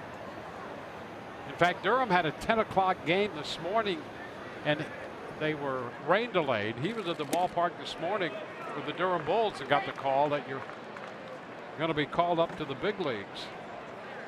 And Venters, who's had roughly 3.5 Tommy John surgeries, is back in the big leagues. What a story. What perseverance. Yep. Just 3.5. I mean, I had 2. Yep. There was no way I would have even considered a third with all of the things that happened during the course of the surgery. And here he goes 3.5 and is getting back in the big leagues. Yeah, most people think 3 is impossible. Right. He had 3, and then he had a little tendon issue. There's a cut and miss. And so Mancini is out of there. So that's where the half comes in. He had that elbow worked over again. And here he is. Boy, this is an unbelievable story. That started, by the way, back in 2005. Yeah, that was he the was first. basically a kid. Yeah. He was like 20 years old. And then 2013, had another one in 2014, had the reattachment in 2016, and just would not give it up. What incredible. Cisco's out in front off speed. So a strikeout of Mancini, and Cisco a strike on him.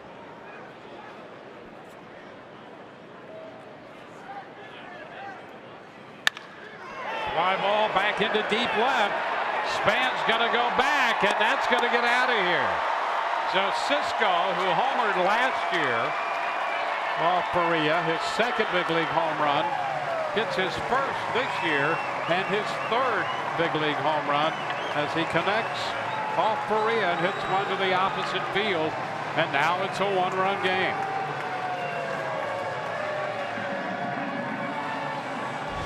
Boy, the giveaway was the sound. I mean, the crack of that bat tells you everything you need to know. And that's going to be it. Perea's night is finished after giving up the home run. So 4 1/3. And the call to the bullpen brought to you by the Florida Lottery.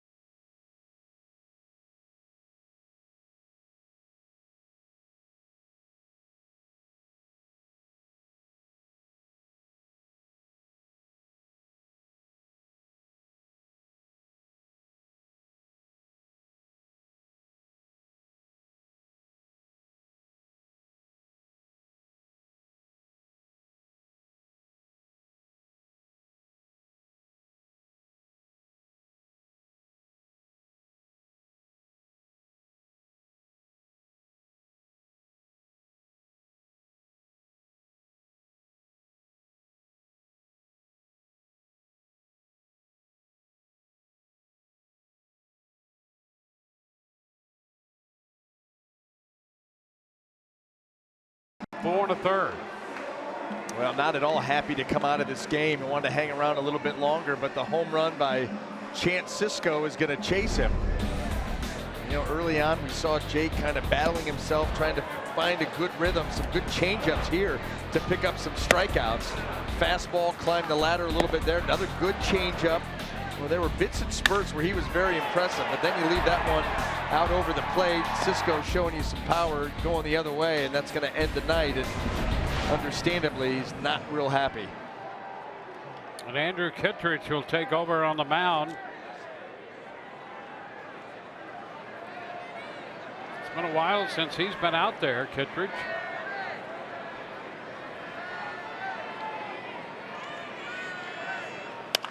Ground ball. Echeverria from short takes care of that on one pitch.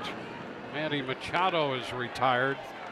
Boy, you'll take that every time with Machado. Well, the way he's swinging the bat, no question. Get him swinging early on a high-quality pitch right off the end of the bat. You know, it's been a long time since Kittredge has pitched, like 10 days. I think the 15th was his most recent outing. That, you know what? Now that you mention it, you're right. It has been a while since we've seen him. Adam Jones was in the Philadelphia series. Strike call.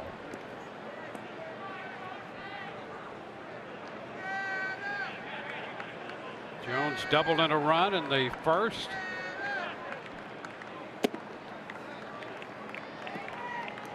One.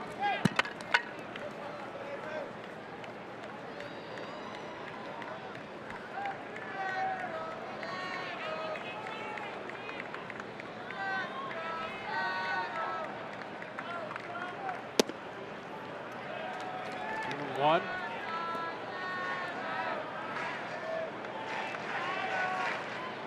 Wendell on the shortstop side of second.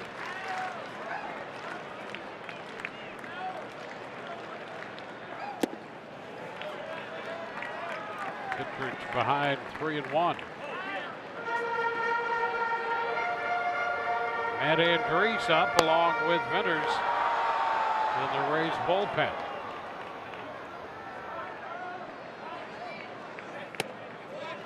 Will be a strike. The count is full.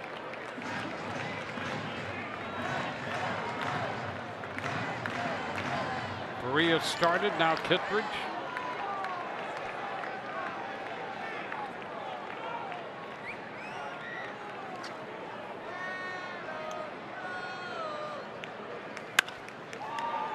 It's headed for the stands, out of play.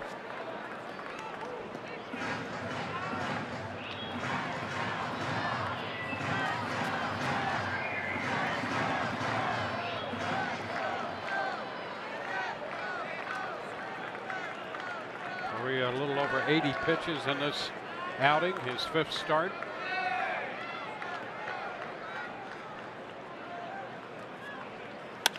Ground ball. Wendell with the pickup, a little bobble, but he has time and makes the throw. One run scores on the home run by Cisco, 5-4 Rays.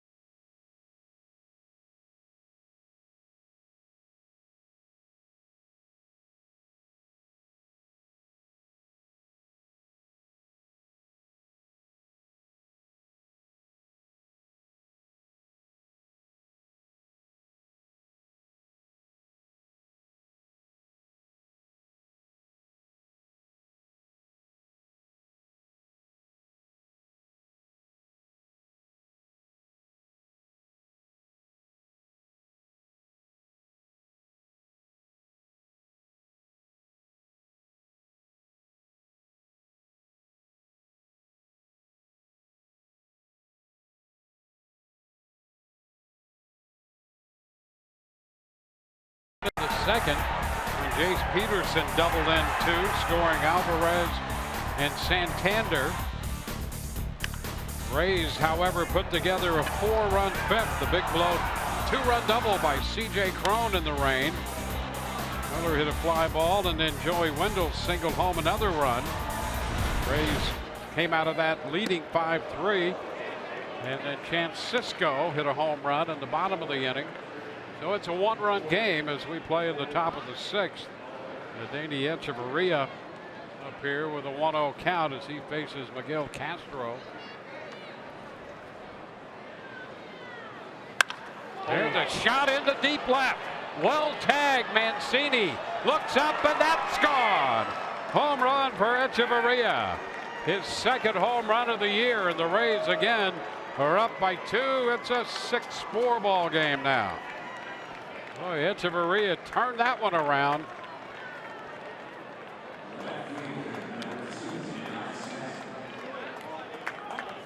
Not wasting any time at all. Fastball working its way in and up. And boy, does he catch and serve that one right over the wall in left center.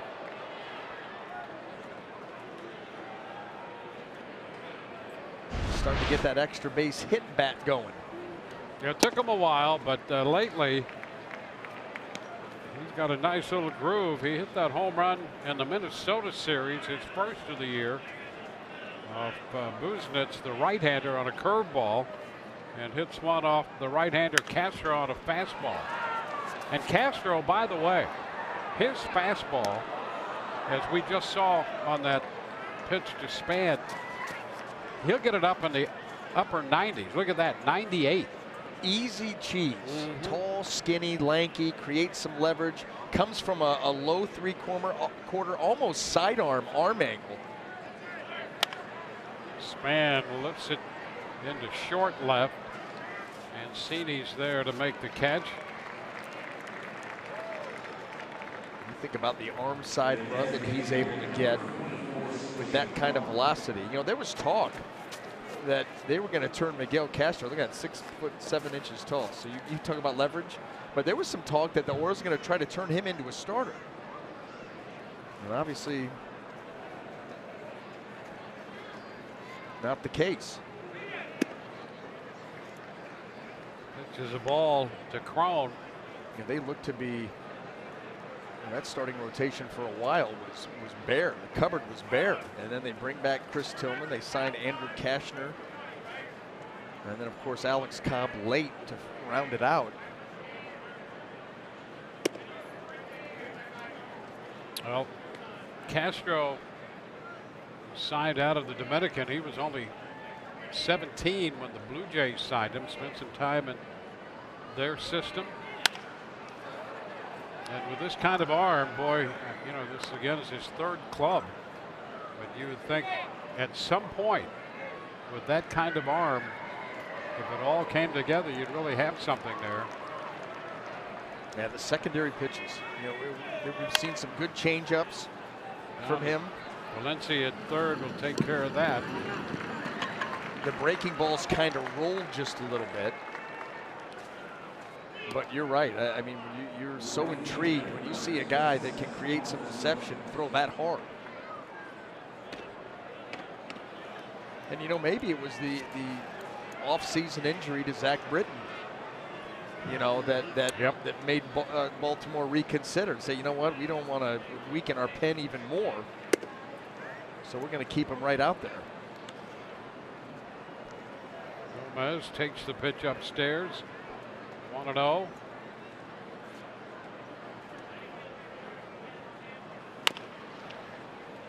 Foul.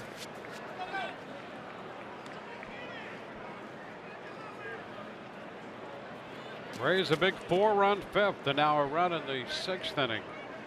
And Echeverria's home run.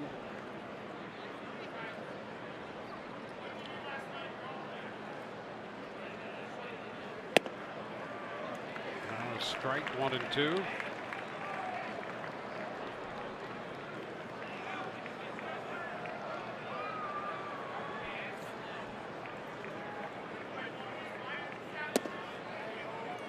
Two balls, 2 strikes.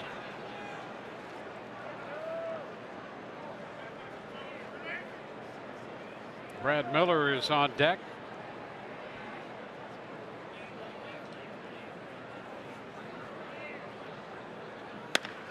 That's a little liner down to first, caught by Davis. After the home run, Span, Cron, and Gomez retired, but Echeverria adds to the lead for the Rays with his second home run of the year. It's 6-4 Tampa Bay, mid-6.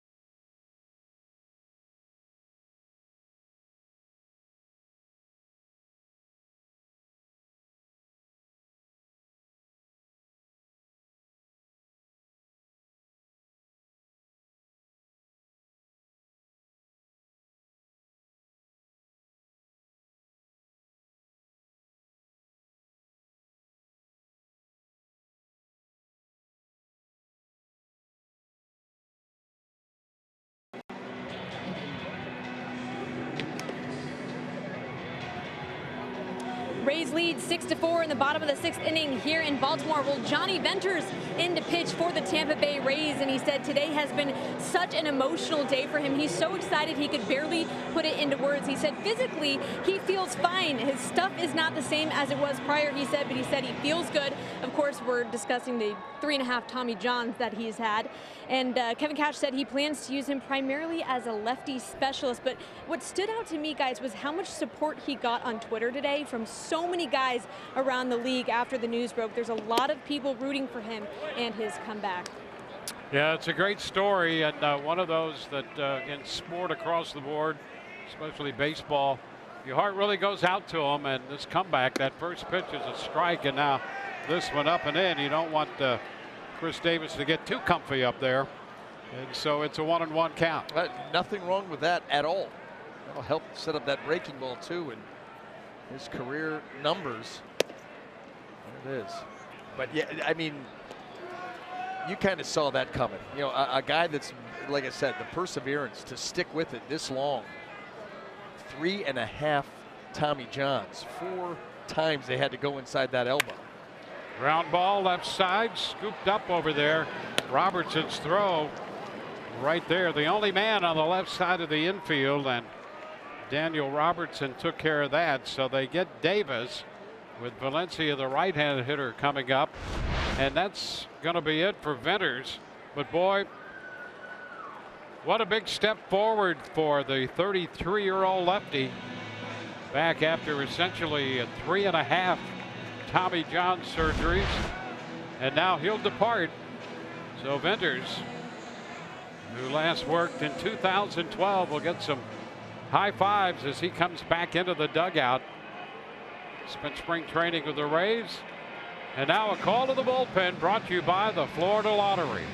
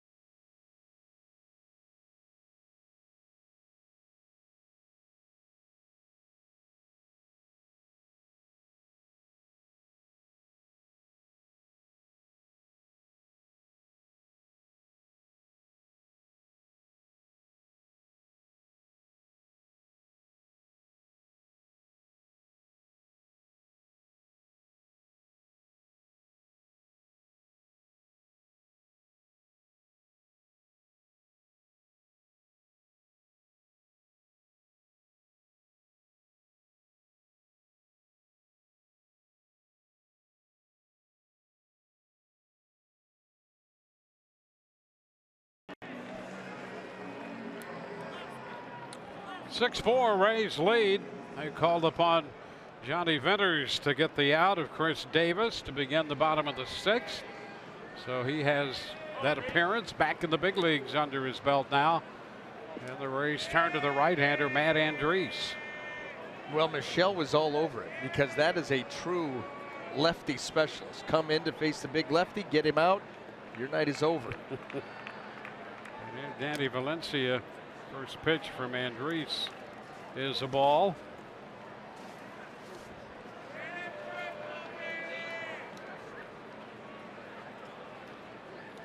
Valencia has grounded out and popped out.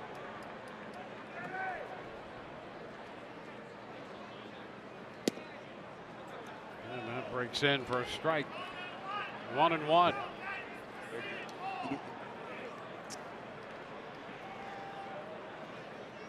Yeah, Venters missing over 5 years in the big leagues. Comes back to get the out. Now the pop-up foul. Ramos halfway to the screen and makes the catch. Well, that's a big victory for the Rays. Valencia is 0 for 3 against Rays pitching tonight, and boy, that's big news with what he's done against the Rays all these years. What was it, 21 of 41 coming in? Yeah, with 6 home runs. Hey. So the fact that he's 0 for 3 has to be a good omen. And the way they got him too. You want to ask a hitter, say, what's more annoying for you, to punch out or to foul out to the catcher in foul territory? I bet you get about a 50-50 mix. They hate those foul balls. Alvarez ground ball. Andriese will cover. Miller with the toss, and it's a 1-2-3-6. We're going to head into the 7th from Baltimore. 6-4 Rays.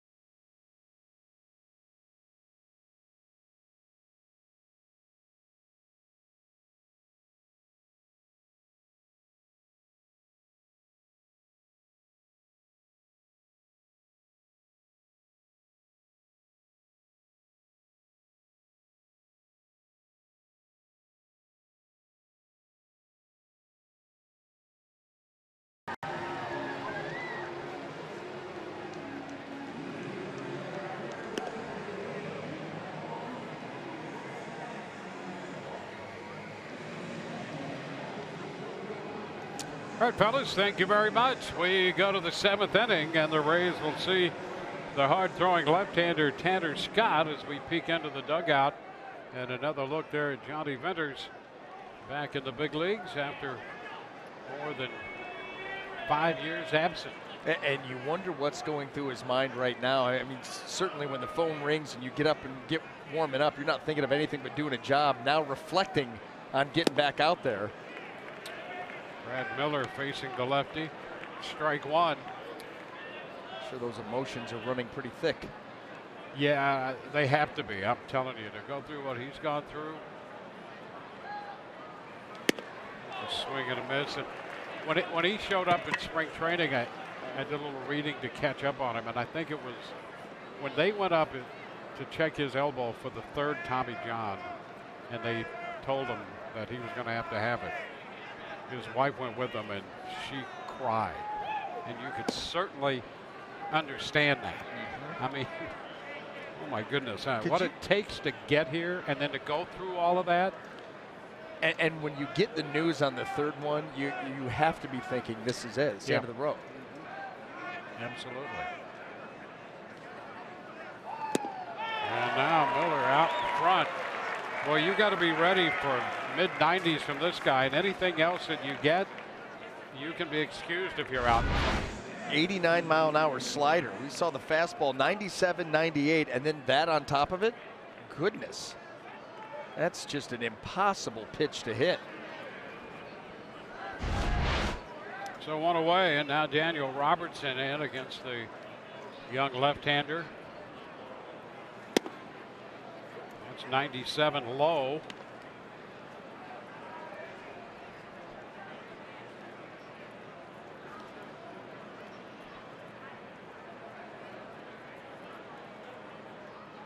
Double for Robertson in the fifth. Now he pops it down the right side. Fair. That's going to be extra bases. On his way to second, and he's in there with a double up the right field line. Well, he hit the ball hard up the left field line for a double in the fifth, and he bloops this one just fair inside the right field line in the seventh for a double. I'll tell you, this lineup here the last week and a half or so has just consistently applied pressure. This ball gets in on Robertson, but he able to fight it off and put it in a perfect spot. Foot fair. The Rays have a man in scoring position. Joey Wendell in here against the lefty. Wendell with a couple more hits tonight. He's 2 for 3. He's got 5 off Cobb and 1 off Castro.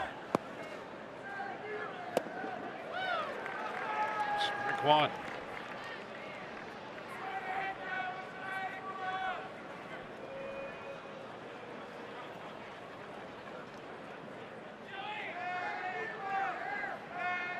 Scott, pretty much fastball slider, does have a changeup, but you don't see that very much. But again, anything other than 97 is a changeup. Hey, he's got an impressive arm. There's no doubt about that.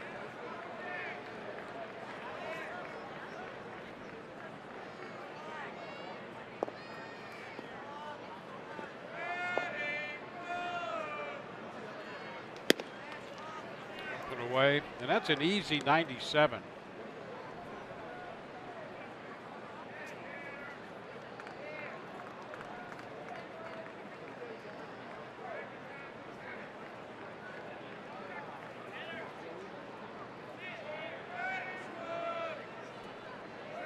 Ground ball right side, and it gets through into right field. Robertson's headed to the plate, and the Rays tack on another run. Now they're up by 3. It's a 7-4 ball game.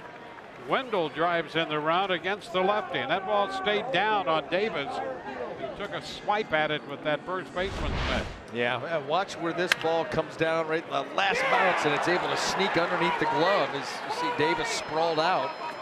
And the Rays just continue to hit. They continue to score. A tough chance. Not enough glove. Wilson Ramos.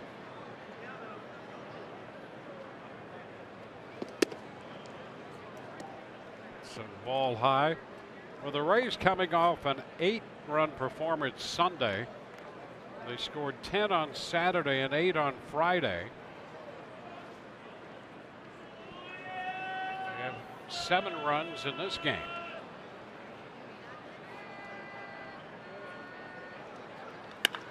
That's fair. Up the left field line and back into the corner. Wendell will hit third. They're going to wave him around. Into second goes Ramos. No throw to the plate. And the Rays have scored their 8th run of this game. Ramos with a double into the left field corner.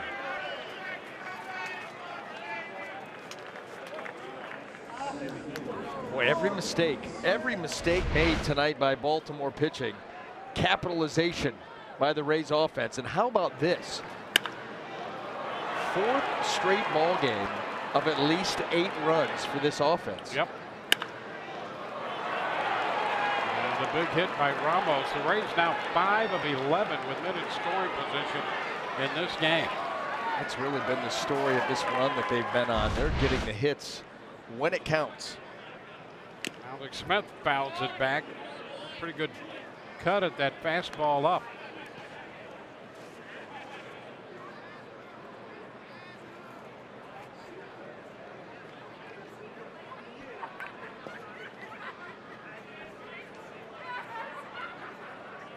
An 0-1 count to Alex.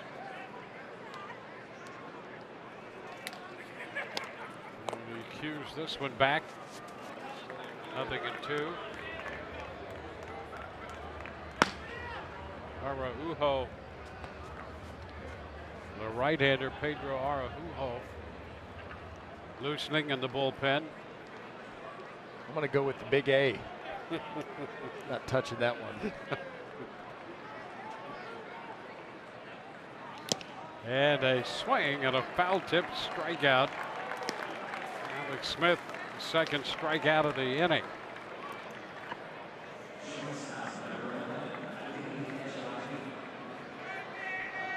Here's what's coming up tomorrow on Rays Live.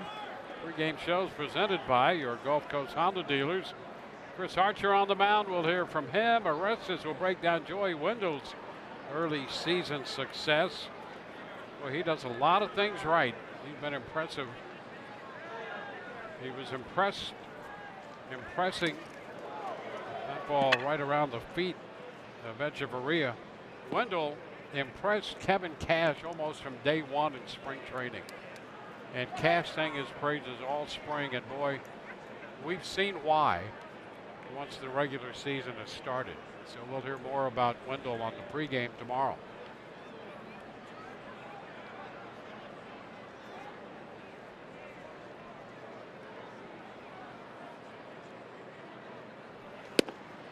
That's a strike. Now the count is 1-1.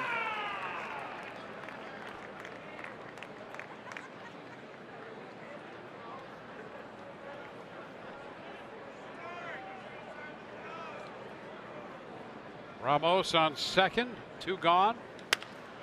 It's fouled up the right side, 1-2. Well, little by little, we've seen Echeverria's bat get hot.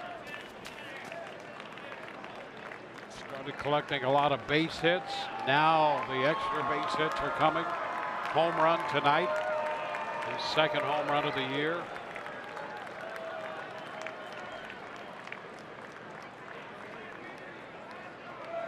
And he is out on strikes.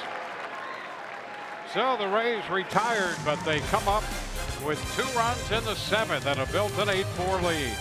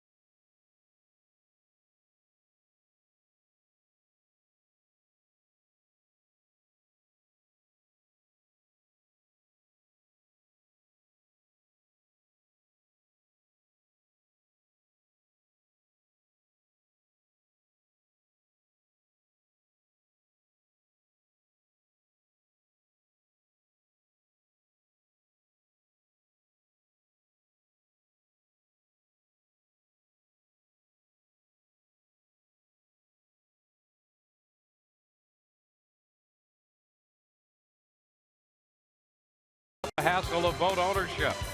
And by your local Honda dealer.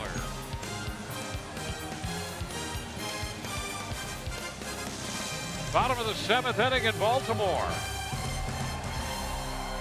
Seafood there, crab cakes. Right here, right place for that. And that young man being rewarded tonight, showing up here for what turns out to be the first game of a 2-game set. And that young lady likes what she's seen so far. I like that. Yeah. Get them started early.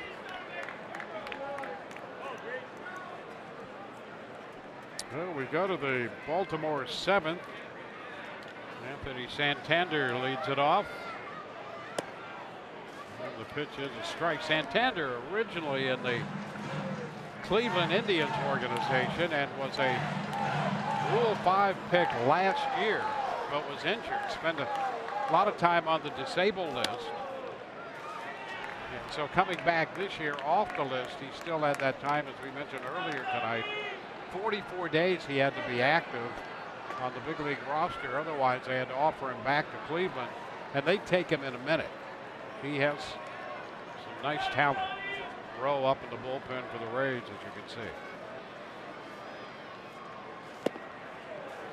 And Santander out on strikes here. 3-pitch strikeout.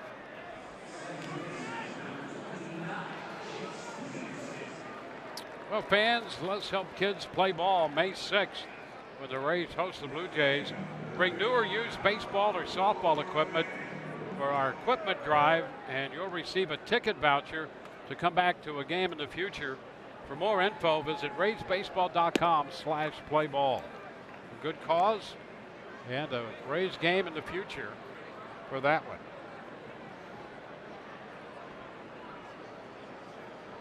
Throwback right there and a couple of great logos. 1-0. Peterson doubled in a couple runs in the second. Rounded out his last time up.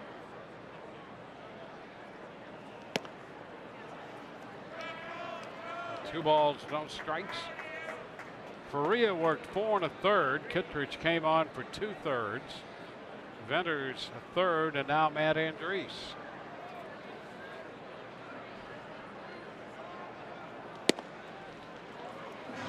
Two and one.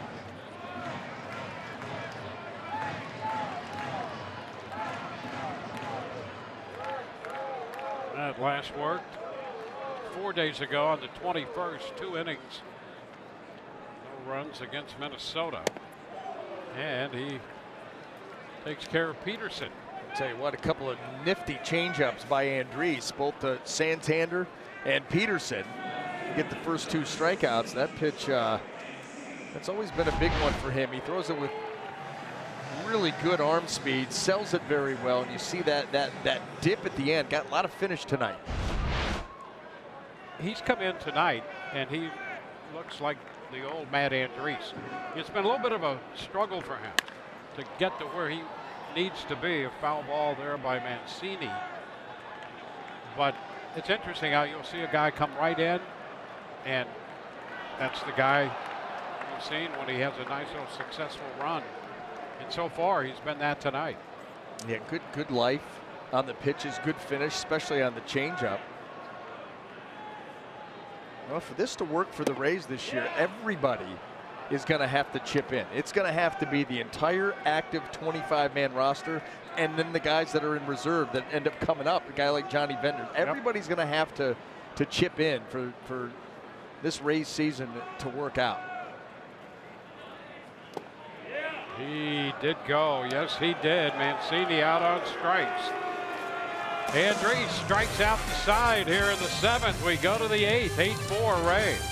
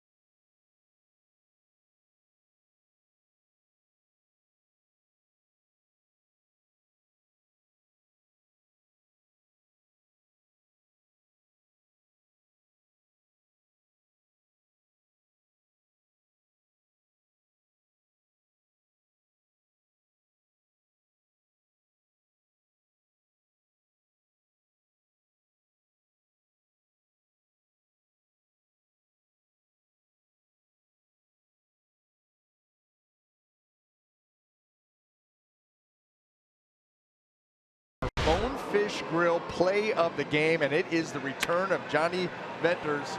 And you see right there the breaking ball, able to get in on Chris Davis, get the ground ball. That would be the end of his evening. Lefty specialist came in, he got him out. Everybody high-fiving. Such a great story. We've gone over it time and again. 3.5 Tommy Johns. They started back in '05, and the last surgery that he had was in 2016. And here he is back in the big leagues once again. So of course he's going to get to play the game, right? Absolutely. He is the story so far. And by the way, the Rays also lead in this game 8-4. As we go to the 8th, and Pedro Araujo is in the game. He is pitcher number 4 for Baltimore. Araujo, I like it.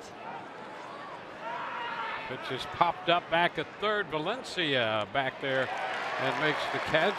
And Bernard Span retired. Oh, that's Machado, yeah. Machado got over there. Well, don't you love the shifts? Yeah. You got bodies all over the joint. Yeah, because Valencia was way on the other side of the infield and now comes back to third. So Machado took care of that pop out.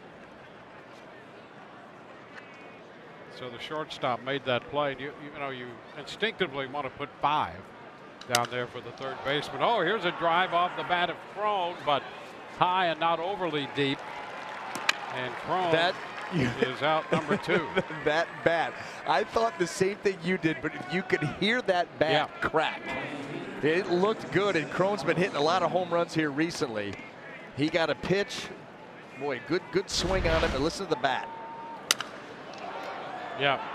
The head down too. That just actually that didn't sound like the bat cracked at all. So I forget that sound, but it did. Absolutely cracked. So 2 gone here in the 8th, and now Carlos Gomez. Big cut and a miss. Strike 1. Well, a lot happened there on a couple pitches in this inning. Yeah. You know, I'm going to tell you something. I was a little hard on the truck early in the game. Yep. And now they're just hanging me out to dry, making me sound foolish. Well, I know how that's how they play. They're tough. They don't turn the other cheek. It's a tough audience down there. It is. Yeah, and they really don't care about us either. No, not tonight. They don't. No. You know what? 2 innings, and then we'll deal with this back in the hotel. we had a good meeting here in Baltimore a few seasons ago where we had to right the ship. We'll do it again.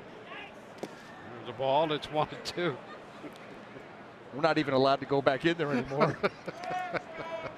we've been banned from that establishment because of that meeting. Yeah. Yeah, but it was for the good of everyone. We were off to a horrible start. Yeah. Under 500, well under 500 as a broadcast crew, and turned it around. We did, and it started that night. Swing and a miss. Gomez out on strikes, and the Rays up and down in order. We go to the bottom of the 8th, 8-4 Tampa Bay.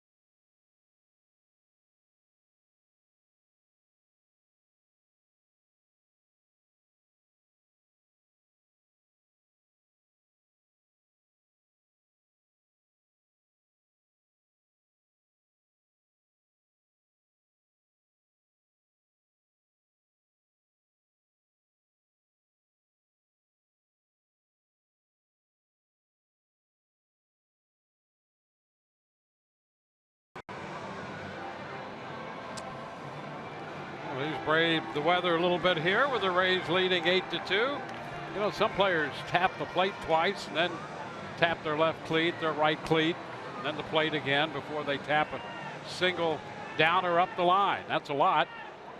You just need to tap your phone to win $5.6 million. Download Beat the Streak tonight in the App Store or on MLB.com/BTS.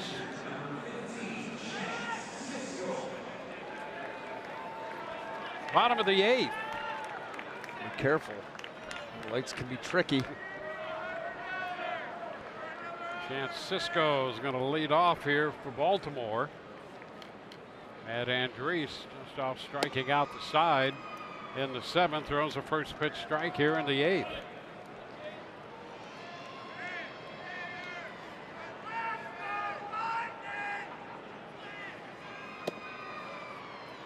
One and one. Jose Alvarado up in the Rays bullpen.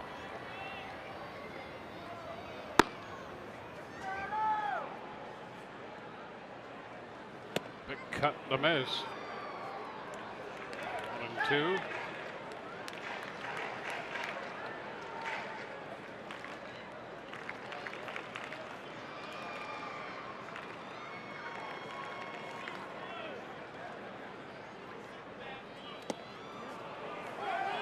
That takes care of Cisco. How about that? Boy, 4 consecutive strikeouts for Andrees. On the changeup. And this one, I think, bounced in front of the plate. This is what makes this impressive. You get a guy to swing at this.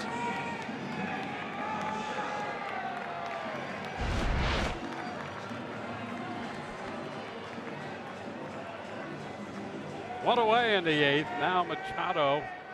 Manny Machado, who is 0 for 3.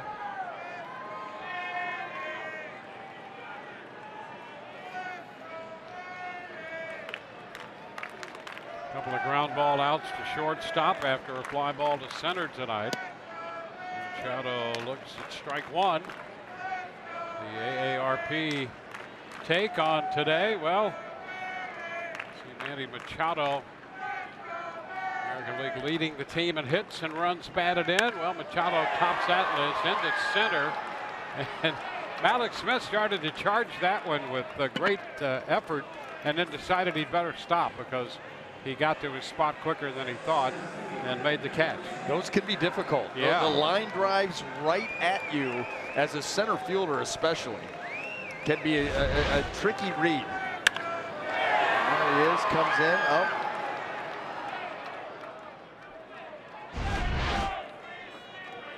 I'm not taking the bait. See, this is how the truck, again, is trying to get me down the road. Yep. They're going to try to bring the lights into play. Yeah, and you know, you're experienced and you didn't go for it. Well, yeah, because, and that's how they get me, because they know I'm basically Ron Burgundy, and if they show something, I'm going to remark on it, and then I look like a fool. Strike the count to Adam Jones. 1 and 1. That keeps you on your toes. Alert at all times. They know I'm a little distracted tonight, trying to keep me involved.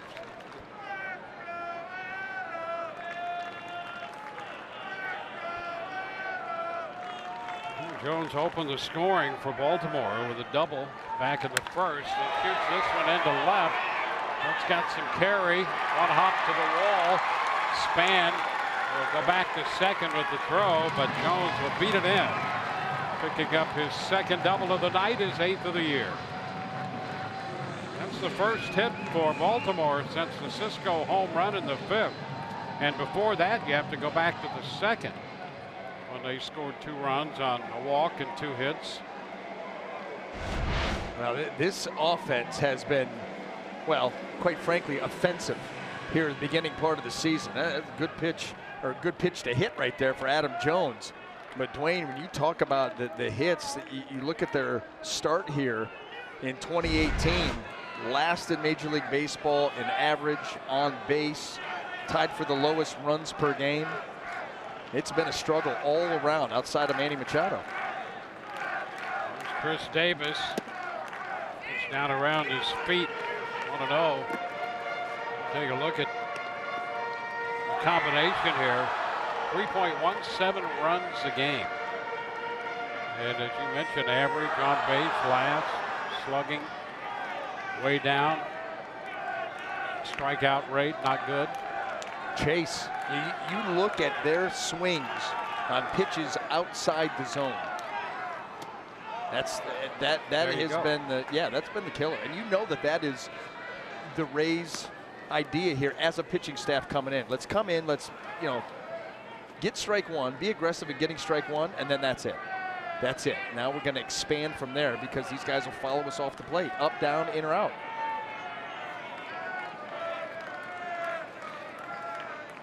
They're doing what you refuse to do. Take the bait. See, there you go. Disciplined hitter up here. 1-2 now. Tonight.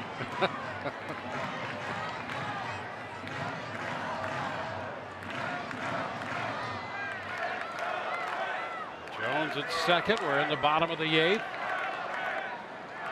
He scored 4 in the 5th to take the lead. Added 1 in the 6th and 2 more in the 7th. This one is popped into left toward the line. Span is there and makes the catch, retiring Baltimore in the 8th. We go to the 9th inning. Rays lead this one 8-4.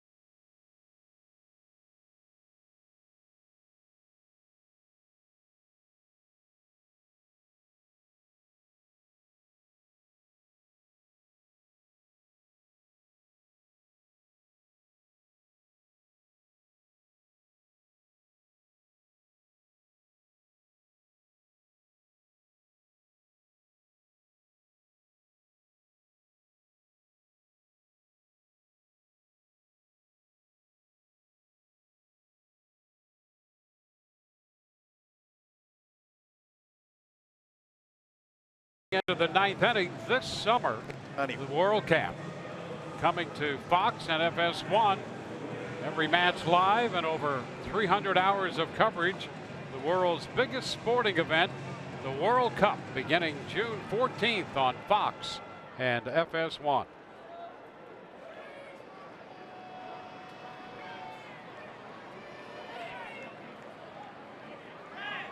Well, we go to the 9th with Brad Miller ready to lead it off.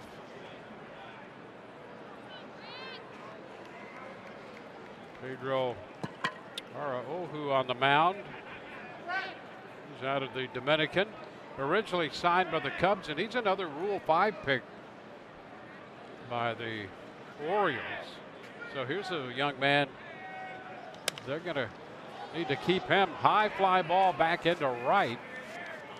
And that is caught in front of the warning track by the other Rule 5 player on this team, Santander.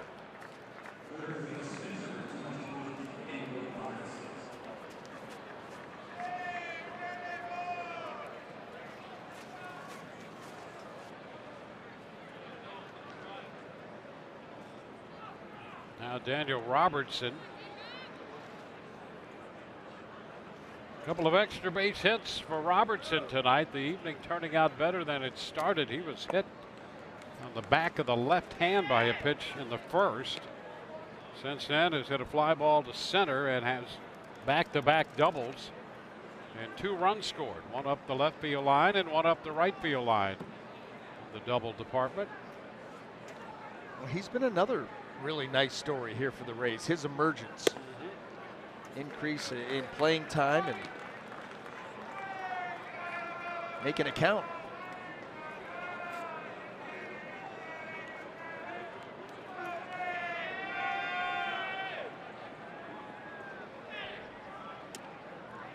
Blown away with a slider. 2-1.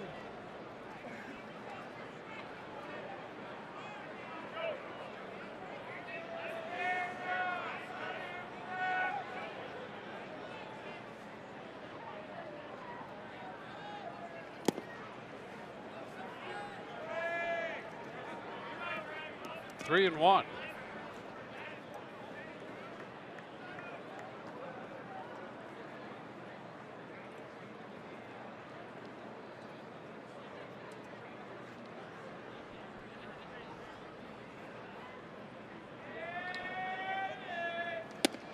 And there is ball 4. Robertson checked in time. Well, the Rays, with a good offensive night, 8 runs, and they've done it without many walks. That's only the second walk they've drawn tonight. And now Joey Wendell about to step in.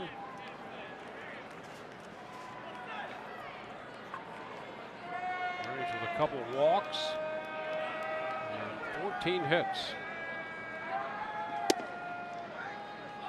Pitch is down, 1-0.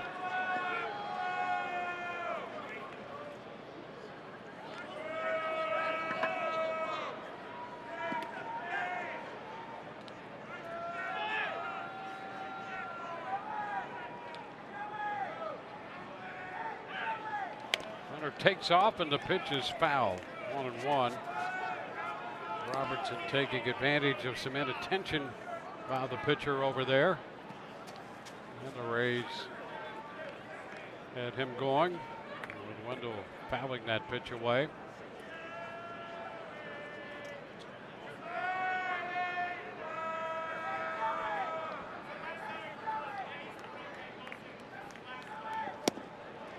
Now it's 1-2.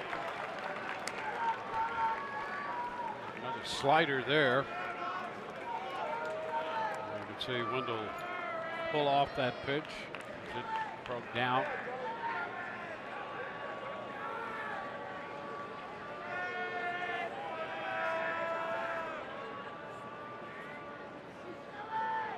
Ground ball by the mound to short. Out at second and out at first. The double play goes 6-3. And we go to the bottom of the 9th inning with the Rays leading 8-4.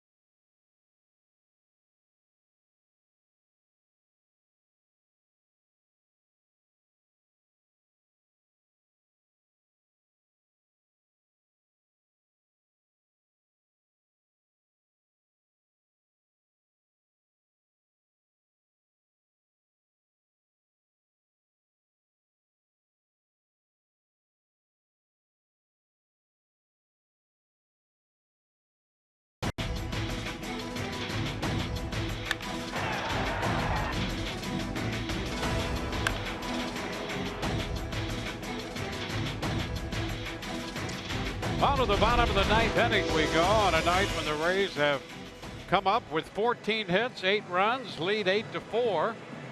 Joey Wendell 3 for 5 tonight.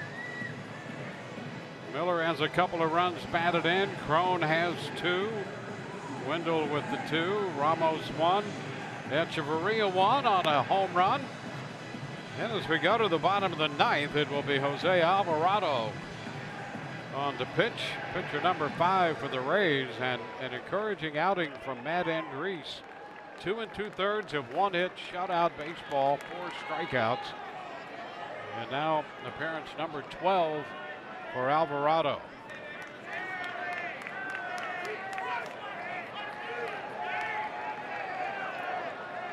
It'll be Danny Valencia to lead off. And Alvarez and Santander.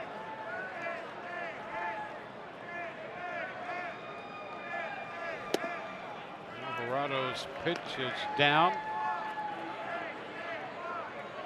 Alvarado pitched an inning and a third on Sunday.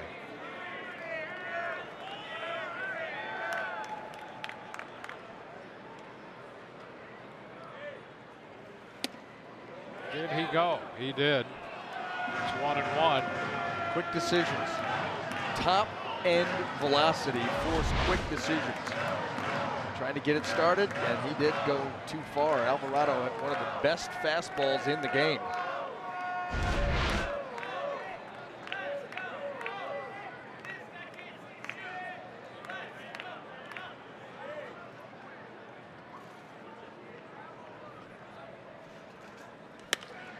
Fly ball, left center field. Span and Smith converging. Going to be Denard Span who makes the catch.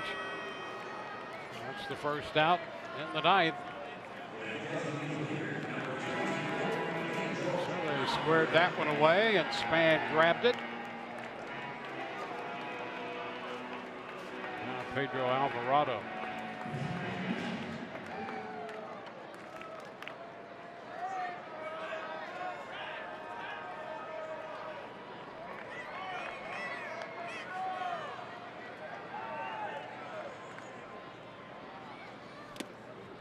Alvarado takes the pitch.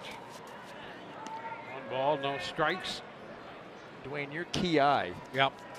Second base umpire. I had him as Mike Everett, Yeah. only because I was going off of what the score sheet said. Yeah. But you know the numbers of these guys. Yeah, that's Tony Randazzo out That's there. right.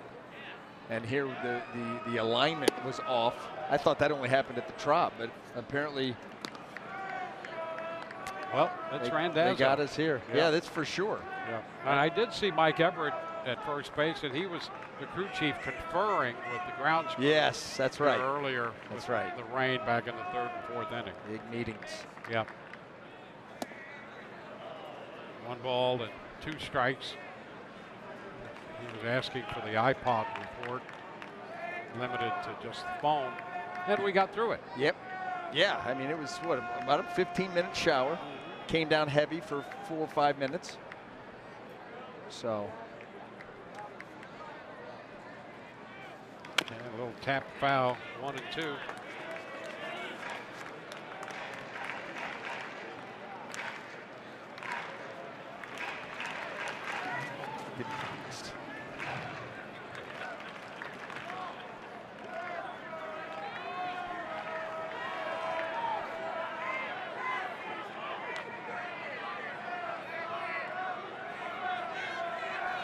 Cut and a miss on a ball in the dirt.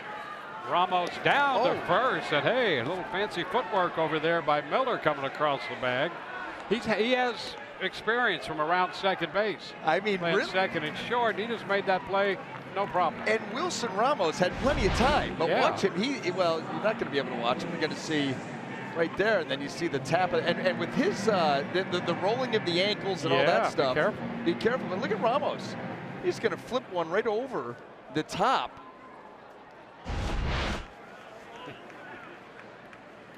Well, 2 gone now with this 4-run lead in the bottom of the ninth. You see these guys, they try to create an angle and make a nice throw down there, and Wilson just feeling it like the rest of this Rays team, and he's just going to go ahead and flip it over the shoulder of Alvarez. He's feeling pretty good. The Rays an out away from winning their 5th in a row. Trying to make it 6 out of 7.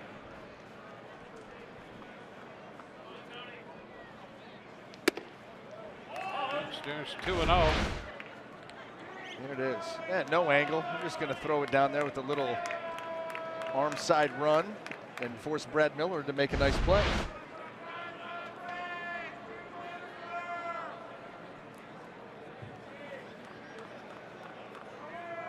Two and 0 the count. There's a strike. 2-1. Well, 10 strikeouts tonight for Rays pitching. Correa had 5, 4 for Andres, and now 1 for Alvarado. And that's a nice breaking ball there for strike 2 call. I'm going to tell you what, Alvarado, the fastball, it's always been there. Just the velocity, the command has gotten better. But then you think about his slider and his curveball. Well, he can spin it. 2-2. It's going to be out of play. Well, the Rays and the Baltimore Orioles in the first game of what is now a 2-game set. 2 outs, bases empty, bottom of the 9th. We'll be with you tomorrow at 6:30 on Fox Sports Sun. Don't forget Fox Sports Go. It'll be Chris Archer against Dylan Bundy tomorrow. Should be a good matchup. And a check on a pitch down. 3-2.